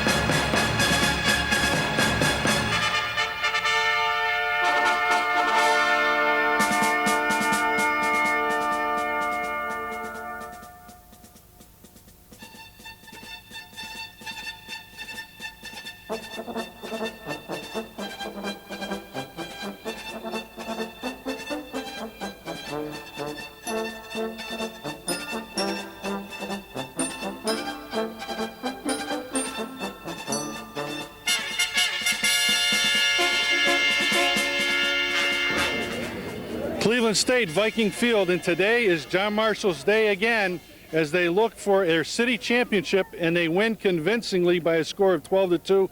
First of all, we have a special presentation from Cal Long to their head coach, Lori Hine. Coach Hines, congratulations to you and John Marshall. Thank you. The principal over here behind me, congratulations. A great season, undefeated. Is that right? Went through the season, playoffs, championship, you won it all. You showed me a lot, ladies. A young team. Looking forward to more out of you next year. Congratulations. Thank you. Coach Hines, when you look at today's ball game, your team, you said all along that they play well, but really when you look at those top 4 or 5 hitters, everybody with 2 hits today, they played great defense. It really was a dream come true today. Very much so. It's total team effort. All 15 girls got in the game. All 15 girls had a job to do, and all 15 girls did their job today. When you look at today, there's one remark that Cal Long made. The boys will never match it, but for this year, in this school year, the only undefeated team on the Sandlots from the Cleveland schools goes to Lawyers. Really makes it worthwhile to be called city champions. Oh, it's just awesome. 14-0, perfect season. You couldn't ask for anything more from these young ladies. They're a great group of young ladies. Well, again, congratulations, outstanding season. Thank you. All right, back up to you, Adam. Thank you very much, Tim, as we head towards the bottom half of the fourth inning. And for John Marshall, they will have the top of the lineup coming up, Hudson, Danforth, and Robinson. For John Marshall, 4 runs on 4 hits. They do have 3 errors. For Collinwood, no runs, 2 hits, and 1 error in the bottom half of the fourth inning here at Jacobs Field. Courtney Williams on the mound once again, facing Theo Hudson, who has walked twice in this game, scored back in the first inning of play. Takes that pitch for a ball. So Hudson has really looked over the pitches from Collinwood, bunts this one down the first base side, and that one's going to go foul. good thought on it. Now he's going to have to, he's going to make Darryl Torbert, the first baseman, think a little bit over at first base. You know, one of the things, if I'm the opposing coach, I'm telling him, you throw the first 2 pitches down the middle. We're going to see if this guy can hit. And he's walked his first 2 times up, really hasn't put much of anything on the ball, as Williams 1-1 pitch, swing and a miss for the strike. Now he's ahead of the count at 1-2. This is his time where he can really try to set him up really well. The pitch. This one is hit in the left center field. Will it drop? Yes, it does. It'll be picked up by Curtis Bishop as Hudson made a big wide turn over at first base, but he gets on with the single. His first hit of the game, and that'll bring up Richie Danforth, who got on a fielder's choice, sacrificed his second time. Well, folks, let me tell you a little bit about Richie Danforth. And I don't know, Danny, if we're going to get close, but this young man, we mentioned earlier, he was a Jim Thome favorite, loves Jim Thome. Well, he has the shoes of Jim Thome. Jim Thome gave him some of the shoes that he had, and he's wearing those today. Here comes the pitch. It's a ball, the steal, and Theo Hudson gets in at second base on the stolen base. No problems right there. That is the 3rd stolen base for John Marshall in this afternoon. And there you see the shoes that Jim Thome gave Richie Danforth. 13 RBIs during the year.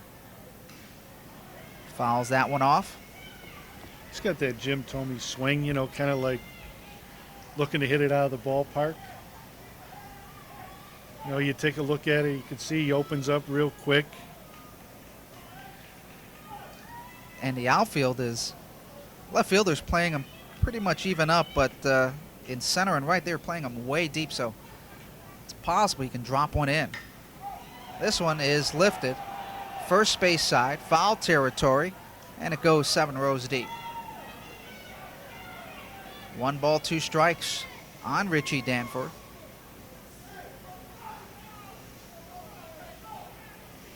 Hard-nosed kid, really loves the game for this co-captain of this John Marshall squad. 4-0, John Marshall with the lead over Collinwood. Runner at second base, that's Theo Hudson. Pitch low and outside to even up the count at 2-2.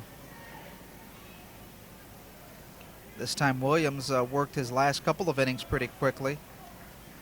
Now throwing a few more pitches. Going up top and swinging on the strikeout is Danforth as he chased a high pitch.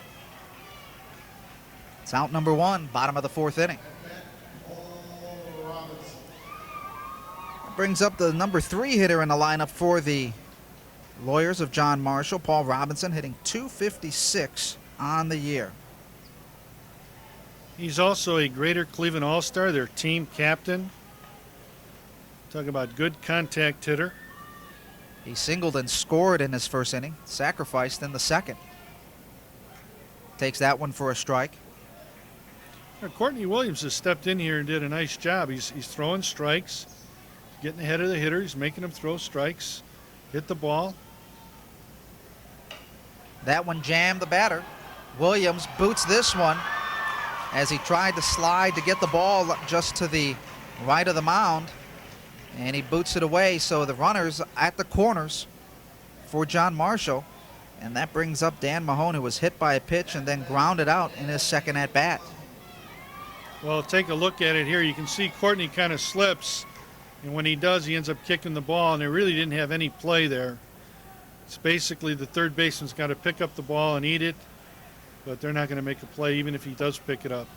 Robinson, who's at first, 17 stolen bases on the year. And for Mahone, a .433 hitter, your cleanup man, he can put it into play. Just so far in today's ball game, Courtney Williams, of 27 pitches, 20 were called strikes. So again, an outstanding job by Courtney Williams so far. You talk about a year for John Marshall. We'll catch it right after this pitch, but they've been city champions They're looking like they're heading for one now. Pitch on the outside part of the plate, and Braxton's going to hold the ball. So now it'll be runners at second and third for the Lawyers of John Marshall as Robinson goes uncontested over to second base on the stolen base. As we said for Mahone, 15 runs scored, 21 RBIs on the season, 26 of 60 at the plate. Looking to add a few more runs for John Marshall. That time swinging, missing for the strike. 1-1 the count with one out here in the bottom of the fourth inning. We won't have the Indians, whoever they drafted. That's what I'm here for. And also to get 4 runs, 6 hits, 3 errors for John Marshall. No runs, 2 hits, 1 error for Collinwood. Williams pitch in there for a strike. Now he gets up ahead of the count at 1-2. Hudson is at third. Robinson is at second.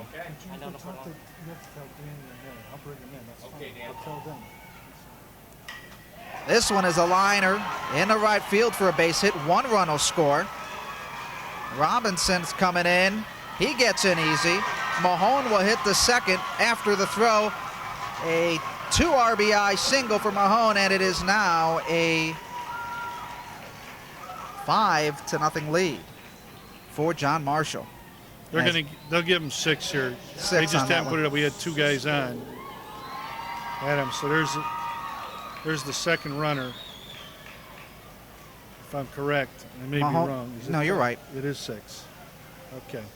So Mahone gets the 2-run RBI on the single, and that will bring up John Susko, the left fielder, who's hitting .433, as Williams gives 2 runs up in this inning. fans telling us no chance. So not having our ability, we will not have this game. I'll be in when the game's over. So 6-0 is our lead for John Marshall. They scored 2 runs in the first, a run in the second, a run in the third, and now 2 in the fourth. This one is a liner, and it is caught by the left fielder, D'Angelo Williams, who makes a shoe top catch to end the inning, but the damage is done for John Marshall in that fourth inning of play as they come up with 2 runs on 2 hits. There was 1 Collinwood error, and it is now 6-0. The Lawyers of John Marshall leading it after 4 innings of play. Well, we have a special guest that's popped in. We know him from Fox 8, Tony Rizzo. And Tony, first of all, when you've seen these games year after year, kind of a special feeling, kids in the city of Cleveland, their high schools playing here today. No doubt about it, and got to give hats off to the Indians for letting the kids come down here and play their championship game at this beautiful field. I know one of the young men on the John Marshall team, and he didn't go to bed last night because he knew he was going to be playing here today. So they're so excited. It's such a treat. Thank goodness we got a beautiful day for it, and it's just a great day to be down here at the ballpark. Obviously, Tony, when you see this and you talk about the real special thing of being here, but you've been watching the high school sports all year. Really, some outstanding athletes have come through the Cleveland schools. No doubt about it, and I think you'll continue to see that. And I've also noticed something about the Cleveland public schools and their sports programs. They're getting better. They really are. Getting better coaches in there, getting a lot more turnout for the kids, and I think that's great. I know I played sports my entire high school career, kept me out of a lot of trouble. Lord knows it's out there. And it's really good for the kids to get involved like that. And it really shows, especially in the football program. When you look at Glenville the last couple of years, they've been able to make the state playoffs and really represent well. And really some of the schools in the Cleveland Public Schools have played well in football. Basketball, that's a no-brainer. You always have some great teams. You have East Tech winning the state title this year.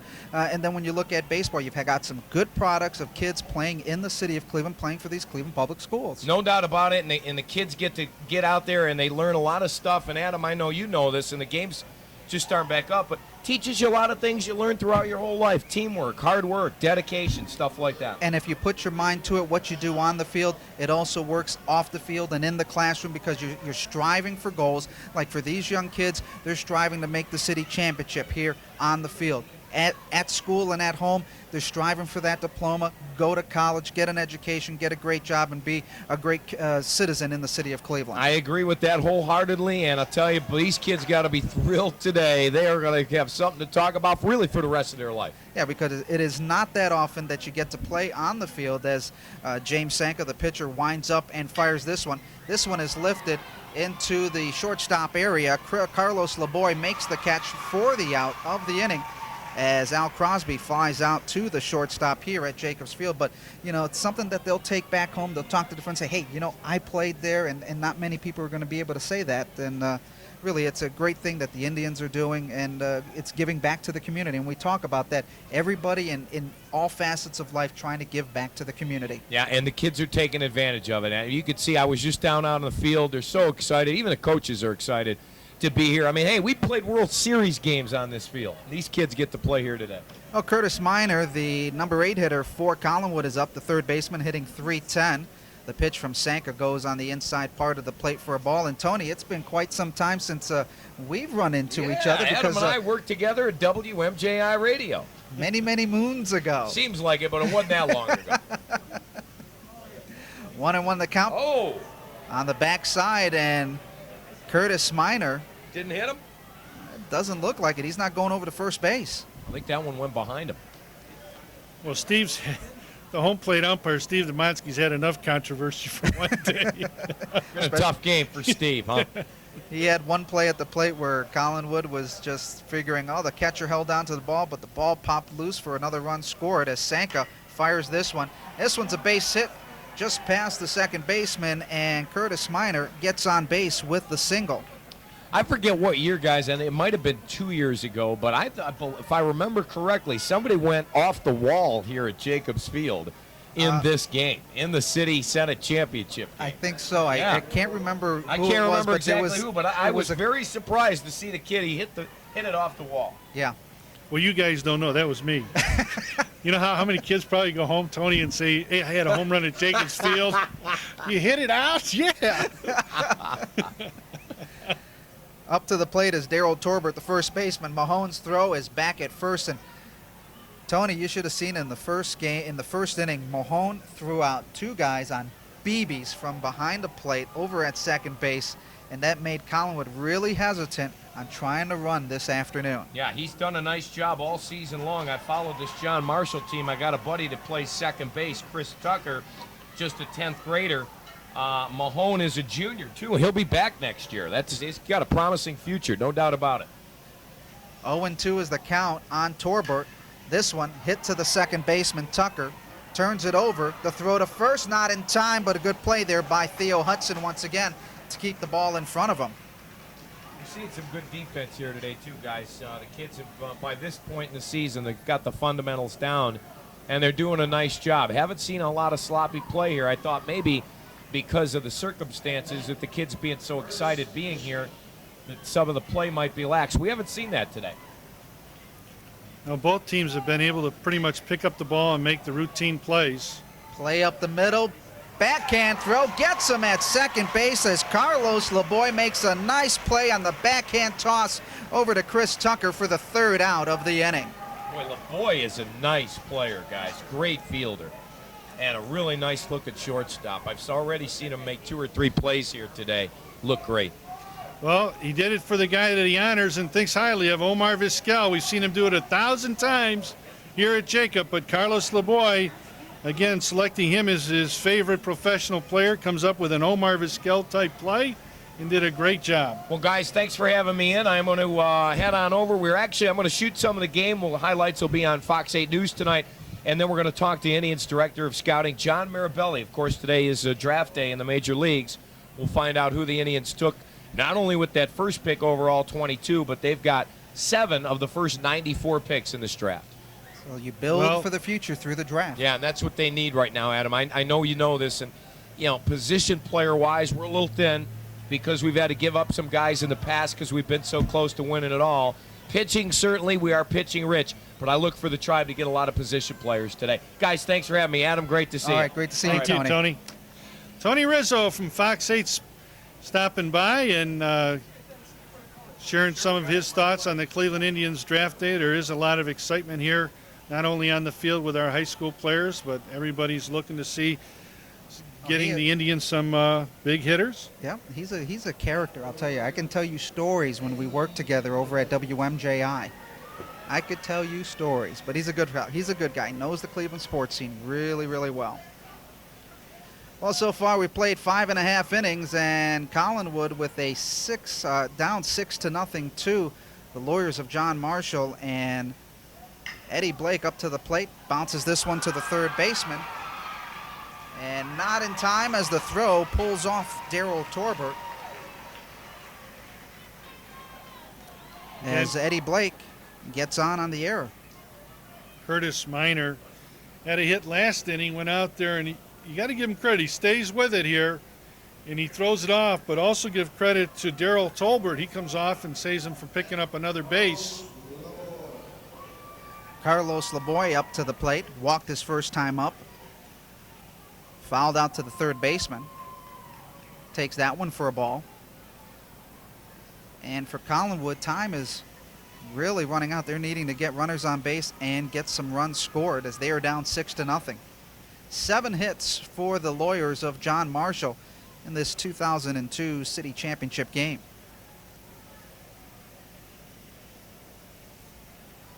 Courtney Williams coming in relief for Fernando Marrero. Pitch goes up, and the throw and the steal not in time as Eddie Blake picks up the stolen base. That's the 5th stolen base of the afternoon for John Marshall, and Eddie Blake, that is his 17th of the season. Came into this game with 15 stolen bases. Talk about John Marshall and having a great year, Adam. Coming into this game, they've won 5 city championships in different sports. Al Crosby comes up with the play, throws out LeBoy for the out. As you were saying? 5 city champions. First of all, volleyball, swimming for the girls, softball, which we just saw, Lori Hine, fencing, and golf. So a productive year on the athletic fields for the Lawyers of John Marshall. That will bring up Eric Hageman, the DH, hitting .366 on the season. 1 for 2 in the afternoon as they try to hold Eddie Blake tight at second base. As you said, for John Marshall, 2 runs in the first, a run in the second, a run in the third, and 2 in the fourth for a 6-0 lead here in this city championship game. Missing on the outside part of the plate. For Hageman, good line drive contact hitter. Plays basketball over at the Gunning Recreation Center. Takes a swing and a miss on that one for a strike. 1-1. That evens the count.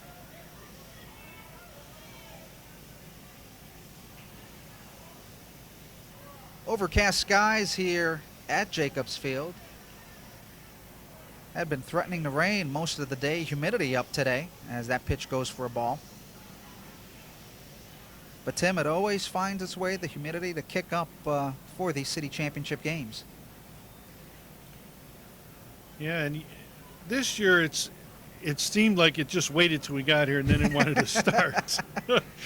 Foul tip on the bunt attempt by Hageman. I remember last year's game with Rhodes, and that game was a scorcher. Oh. Mid-80s, high humidity. I think I lost 10 pounds in water that day. I wanted to call him and tell him, put us in the air-conditioned room fast. Weather is not that bad today. Folks out here enjoying the game at Jacobs Field, taking in the sun of really what's left as the clouds move in. Really not much wind. There you see some of the folks enjoying the day here at Jacobs Field. Ground ball to the third baseman. Minor picks it up, throws the runner out. On a good play there by Curtis Minor, the third baseman, for the second out of the inning. That brings up Chris Tucker, who is 0 for 1 in the ball game. Walked his first time up and scored. Still with a runner at second base, that's Eddie Blake. Now here's a good example of what I'm talking about. Honor roll student, also has attendance award. He also is on the football team, swimming, his favorite team, the Indians, and favorite player, Omar Vizquel. And they're putting in the run, number 2. That's Matt Garrow. He's been the designated runner for the catchers most of the time in this ball game. And Matt Groves, a junior, merit roll student, plays for the West Denison Navajos.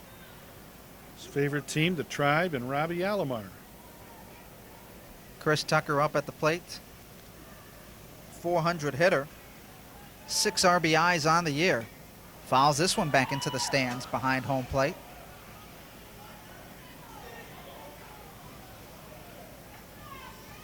One and one the count on Tucker here in the bottom half of the 5th inning. They'll hold the runner pretty tight at second as Williams looking for the sign from the catcher Braxton. Now he'll step off the rubber.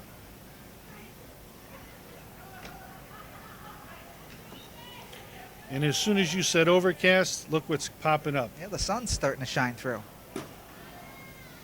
Outfield playing straight away.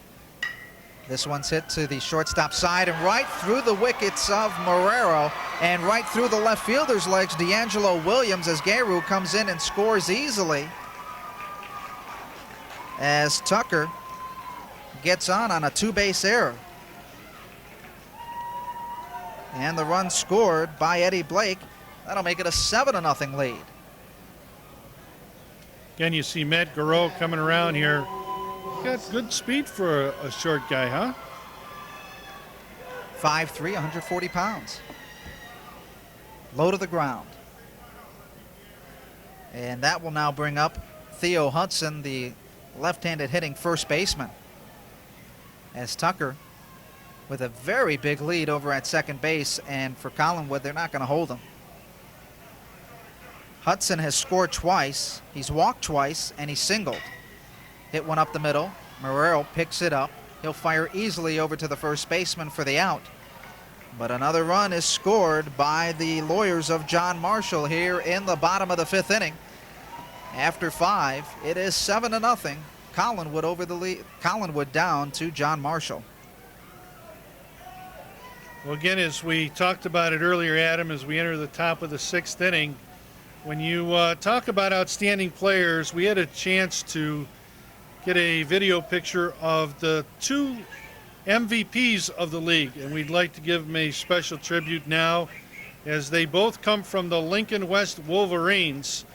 The girls softball league MVP, Brendan Barberin, and on the left, the boys baseball MVP, David Navarro. Both of them have been selected by the coaches in the league for the outstanding players and MVPs of the Cleveland Municipal Schools. Congratulations, both David and Brendan. And again, you've seen these kids in the sandlots, in the community, volunteering, doing community service. I mean, it really is part of what the Cleveland Indian Charities are all about, not just playing on a baseball field or a softball field, about being the complete person and being the student and the role model that we want everyone to be. And that's what you're seeing now, especially, in the community. Not just in Cleveland, but everywhere. The kids, they're athletes on the field, but they also have to be students in the classroom and also be citizens as well, because, those are requirements. You've got to be good in all facets of life if you do want to succeed. Courtney Williams, the shortstop, up to the plate in the 6th inning of play, has walked and struck out today, as Sanka so far going the distance. Ground ball on a hard liner. Picked up by the third baseman and throws the runner, but Theo Hudson was pulled off the bag as Eddie Blake picked up a good hot grounder at third, but just could not get the ball over to first base.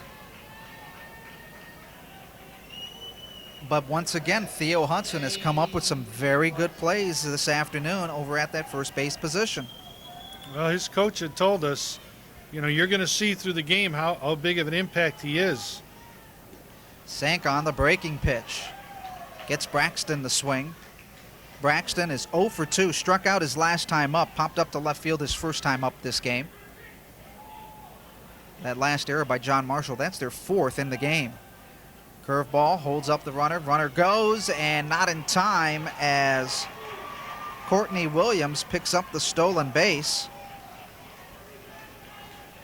That's the first time that Mahone has not thrown out a runner. And you can see he kind of off guard. He gives it to him on one hop. But again, a nice job by Chris Tucker. So he was able to pick it up and make the tag just a little bit late. That is the 12th stolen base by Courtney Williams as he's standing on second. As we said, Braxton, the catcher, hitting .282 on the year. Lifts this one in the short left field, and the shortstop, Carlos Lavoy, makes the catch as he fends off a charging John Suska for the out. You talk about James Sanka from John Marshall, 63 pitches. How about 37 for strikes and 26 for balls? And Courtney Williams hasn't done a bad job either, 62 pitches, 38 strikes. So he's kind of matched them pitch for pitch. William Hub drives this one in the left field, but the left fielder, Suska, will be right underneath to camp it and make the out for the second out of the inning. Well, it looks like now Collinwood just starting to get some bat on the ball, but they're at him hits. Right at him. Well, again, we've seen William Hub right here on CLV TV, 35/23. And he was in the GYAA City Championship for Big F. Saw him now playing here at the high school level. D'Angelo Williams pops up to the shortstop, or to the second baseman, Chris Tucker. So after the initial hitter gets on base, it was a 1-2-3 inning for Collinwood. No runs, no hits. There was one error by John Marshall. So we've played 6.5 innings. It's 7-0, John Marshall over Collinwood. Well, Adam, we would be remiss if we didn't take this time to really take a look at all the city champions. We talked briefly when Tony was here, and you think about the Barbara Turners from East Tech and the many athletes, not just her, but that have put on a great show through the Cleveland school year. And our special thanks to all of them. As you look at the football champions from Glenville, volleyball, it was John Marshall. The cross-country girls was Glenville, cross-country boys, John F. Kennedy. The basketball, our state champions from East Tech. The boys basketball from Glenville. Swimming, John Marshall, girls, boys, it was East High and John Marshall. In the wrestling, it was John F. Kennedy. In track, it was Collinwood. In track, and if I don't mention this, Glenville, because LaDonna Winston Johnson will tell me how great they were. I mean, they put on a great show. The golf, John Marshall. In the indoor track, boys and girls, both Glenville. Intramural basketball from the girls, Max Hayes, and the extramural basketball from the boys, Health Careers. Again, congratulations to all of those outstanding teams and putting on a great season here during the school year of 2001 to 2002, and we're going to finish up here at Jacobs Field with our last city champion, and it'll be either John Marshall if they hold on here or Collinwood if they come back to Raleigh for a climax to it all. Well, Chris Tucker is the batter now for the Lawyers of John Marshall. 0 for 1 on the day, struck out his got out last time and then walked in his first at bat. 7 runs, 7 hits, 4 errors for John Marshall. No runs, 3 hits, 3 errors for Collinwood. As Tucker lifts this one up, Torbert is there to make the catch at first base on the pop-up.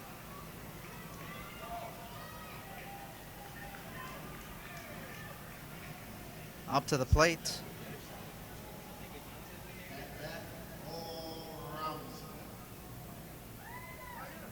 Paul Robinson up to the plate.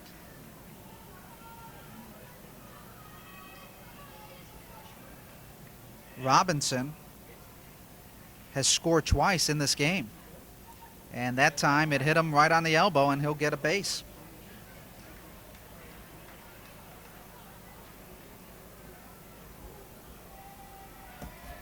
And that'll bring up the catcher, Dan Mahone. There you see the coaching staff for Collinwood figuring, what do my guys got to do to get the ball over the plate and not get these guys on base? Eric Fuller probably put his head down when he saw Dan Mahone again. Oh. Mahone singled his last time up. Robinson at first, he's going to go. Braxton's throw, not in time. For Braxton, a little slow on the delivery to throwing to second base, but there it's a quick pop and toss. But a good steal there by Paul Robinson. 7th stolen base for John Marshall in this afternoon's game. 1-0 the count. Mahone looks. 2-0 the count.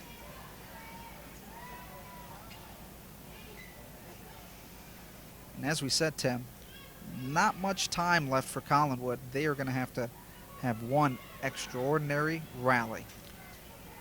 They've only got 3 hits. Sanka's throwing a 3-hitter so far. Well, I know that we had talked before the game, and I said Collinwood can hit. Now, I have to believe they're going to score runs because all year, if you've looked at their scores, especially from when the weather warmed up a little bit, this team was averaging 9 runs a game. They were able to score and put the ball in play. Sanka rips one up the middle, picked up by the second baseman. Crosby throws him out over at first, but that moves the runner over to third base.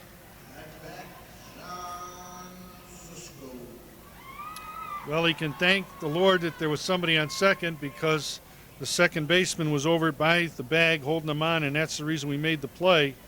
But again, it was a nice job by the second baseman. And again, we've been watching him all day today. That's Al Crosby. Al Crosby. He's done a nice job. John Susko now the batter, takes the first pitch for a ball. Williams now starting to get up there in the pitch count as we head to in this bottom of the 6th inning. This one is a foul and out of play.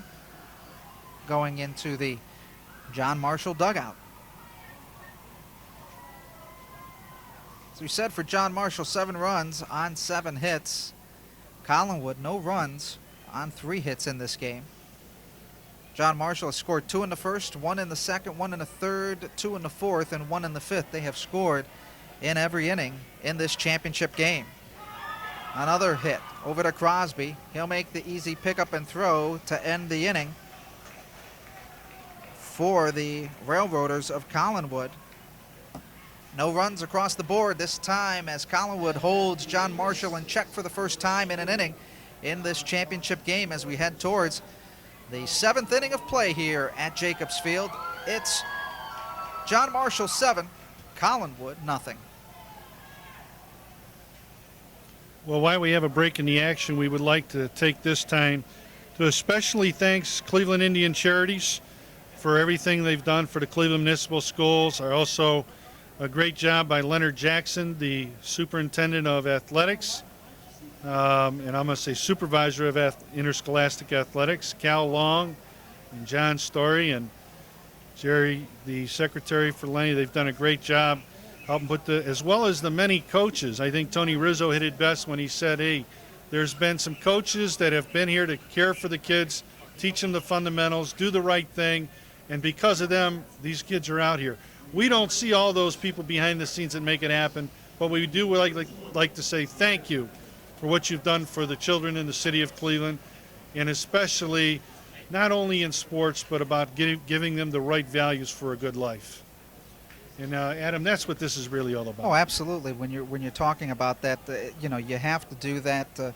Everybody's giving everything back, and it's a give and take. You give a little, you take a little, and it's all for the best. Everybody having the right frame of mind and just setting one goal and achieving that goal.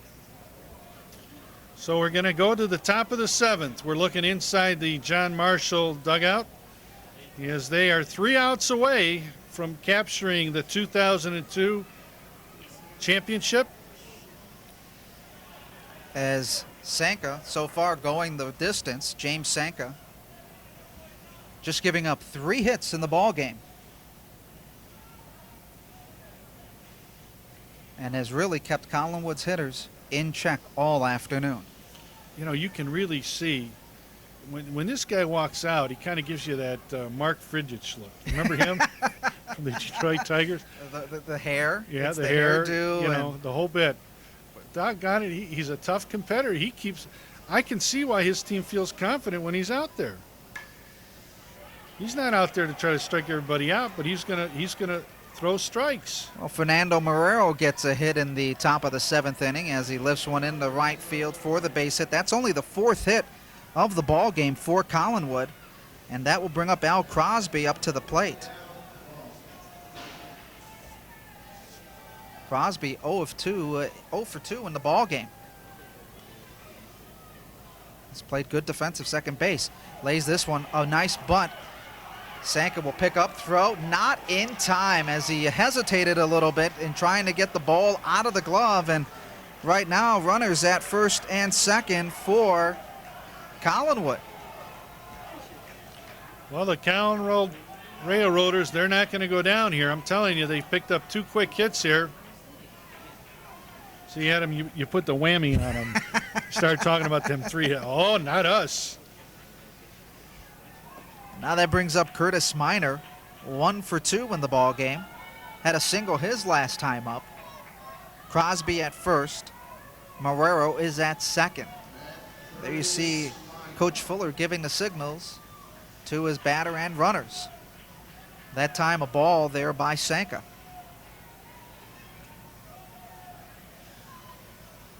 And now Minor switches over to the left side of the plate.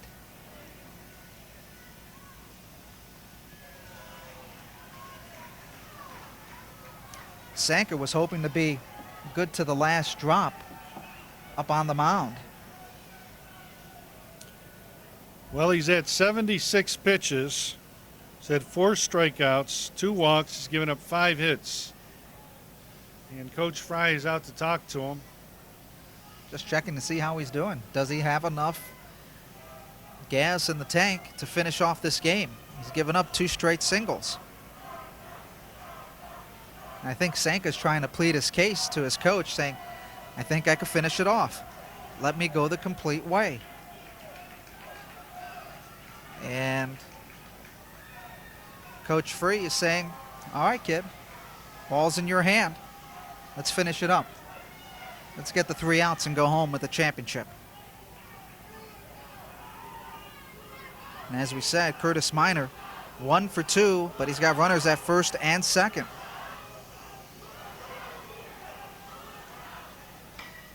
Hits this one to the second baseman, Tucker. He'll throw the runner out. Marrero is going to score as he was running. So Collinwood gets on the board as Marrero scores. Crosby moves over to second. Minor gets the RBI on the fielder's choice. 7-1.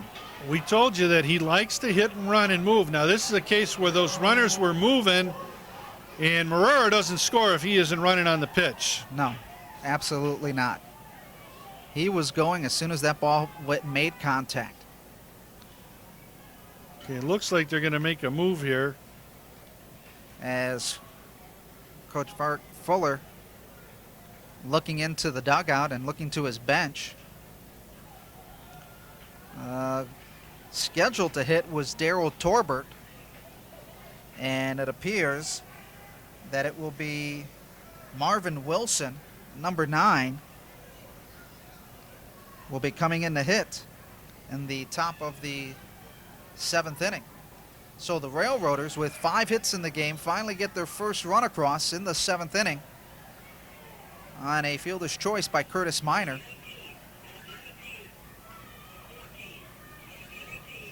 And for, it's number 19, Everett Wesley.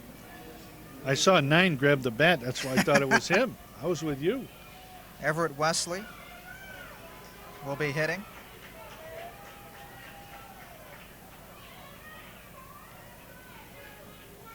Oh for 4 on the season, and there will also, now here we go, number 9 is Wilson. He will be running over at second base. Okay, now that makes sense because he had told us that this guy is a guy that they like to pinch run with good speed. So Wilson's at second, and Wesley's at the plate.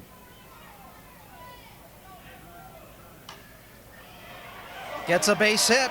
That should score 1. They're going to rave the runner around. Here comes the throw, the play, and he gets in on time as Mahorn could not handle the ball. Now we got a tie up at second, and he is out as Wesley tried to get a little too greedy after the throw and was thrown out at second base on the 2-4 play for the out.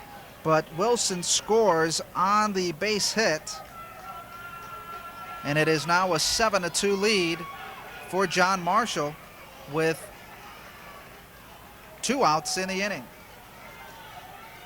And that brings up Curtis Bishop. That was a big out right there where Mahone picks up the ball and he's able to make the play.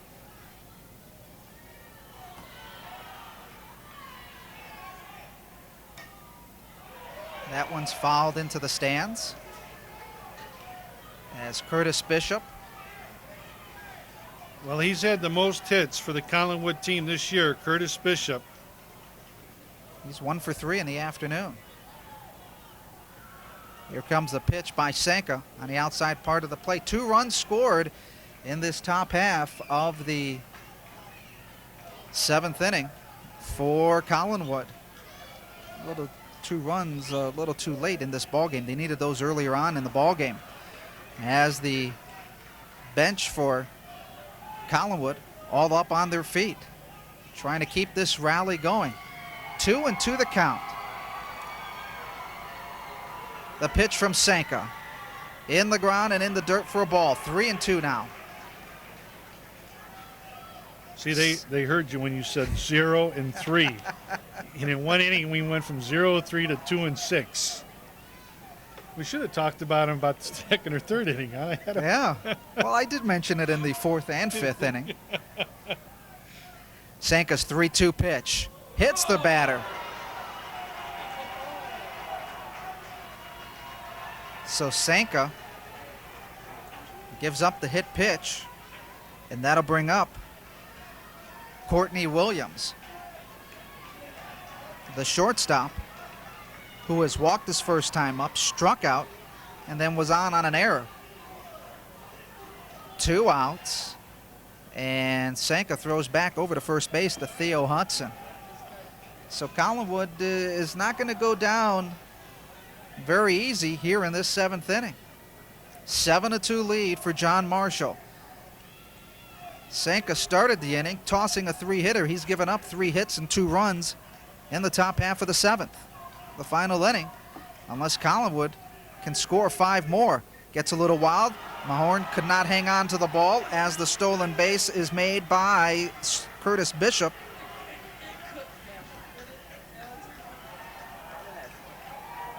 One ball, no strikes, 2 outs, stolen base, runner at second, and I think that's going to be it for Sanka.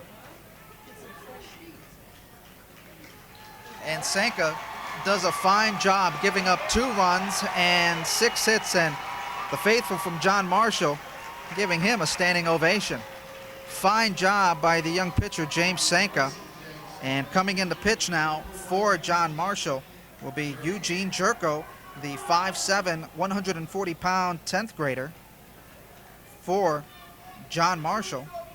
Good young pitcher, has very good control. And for Jerko, he's pitched 15 innings, a 2-1 record with a 6.7 ERA. He's given up 15 runs, all of them earned, and struck out 10, and he's walked 15.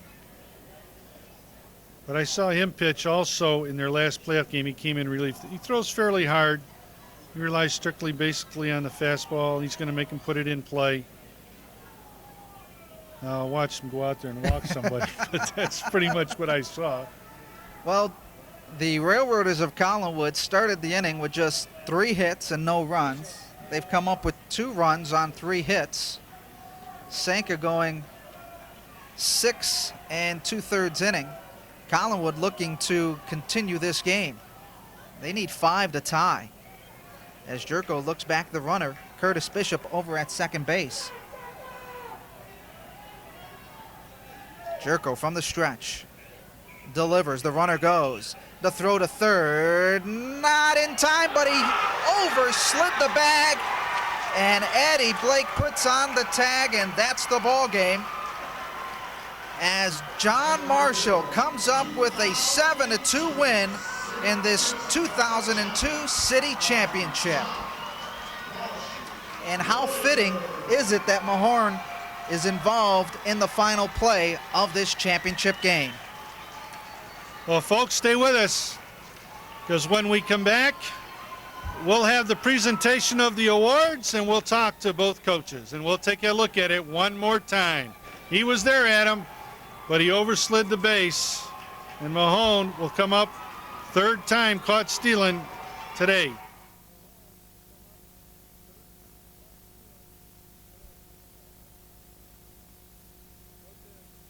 Welcome back to Jacobs Field. You've been watching the Cleveland Municipal Schools Baseball Championship between Collinwood Railroaders and the John Marshall Lawyers. Coach Fuller, when you look at the Collinwood team, your season started out, and I noticed as the year went on, you continue to score more and more and progress, and they have improved. I remember just a few days ago, Fernando Marrero came in and brought your team to the championship. I don't think anybody picked you to be here, but when it came down to it, you can never say die. This team played all the way with a lot of heart and soul. Yeah, we played hard all the way. I'm very proud of this team. I feel like we started something here. So with this team, I'm proud of you. I tip my hats to you, and we will be back. John, we're going to put you to work, present the trophy to the coach. This is for runner-up of the 2002 season. John Story. Coach, on behalf of the Cleveland Municipal School District and the Athletic Office Director, Leonard Jackson, we present you the runner-up trophy for 2002 Senate Baseball. Congratulations. Okay, there they are, the runner-ups from Collinwood High School, the Railroaders. And right now we're going to go over to Adam, who is with our champions.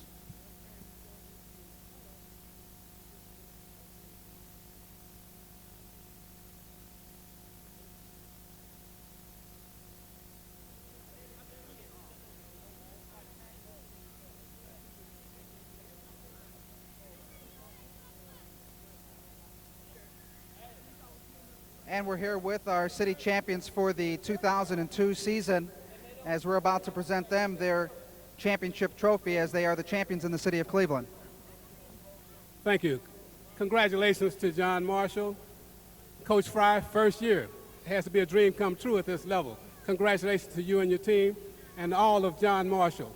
We want to take, on behalf of Mr. Leonard Jackson, we present this trophy, the Cleveland Municipal School Senate City Champions 2002. Congratulations.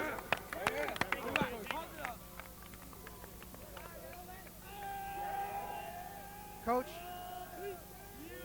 a lot of people, you've always heard it that pitching wins you championships, and your pitcher had the right stuff today, going almost the whole distance. It looked like he ran out of gas, and really, you look at it, this has to be a great culmination for the season for you. Oh, it sure is. I mean, our defense really got us into trouble at times, but James is a quality pitcher, and he got us out of it. So that's what we needed out of James. And really, early on in the game, your catcher set the tone by throwing out 2 straight runners in that first inning, and really, that set the tone for your team this afternoon. It sure did. I mean, Collinwood's a very fast team, and when you throw 2 in a row out early, that shuts down the other team's running game, and Dan did that for us. Well, Coach, congratulations on your first season as a coach here and winning the Senate Championship, and many more to come. Thank you very much. Tim, when we come in here and we look at this ball game, for John Marshall, they come in with a 7-2 win over Collinwood in this city championship game, and really it just culminates, it puts an end to a great season of baseball. It really, you couldn't end on a better note. We finally had some good weather in the spring that these kids can play. It wasn't raining, it wasn't cold, but everything went off without a hitch. Well, one of the things with John Marshall we must remember is we've heard about their hitting. We knew about Sanka coming into the game, but it was the little things that they did that made them a successful team. It was a total team effort. And when you look at the school, they've got a great day to be proud. 6 city champions at John Marshall this year in the different sports. And what way better to end it than the John Marshall Lawyers baseball champions in 2002. Absolutely, and that's a great way to end the athletic season here in the city of Cleveland as John Marshall comes up with a 7-2 win over Collinwood in the Senate Baseball Championship. For my partner, Tim Wells, I'm Adam Mendoza saying once again the final score, John Marshall 7, Collinwood 2. You've been watching CLV TV 35 and the Senate Baseball Championship.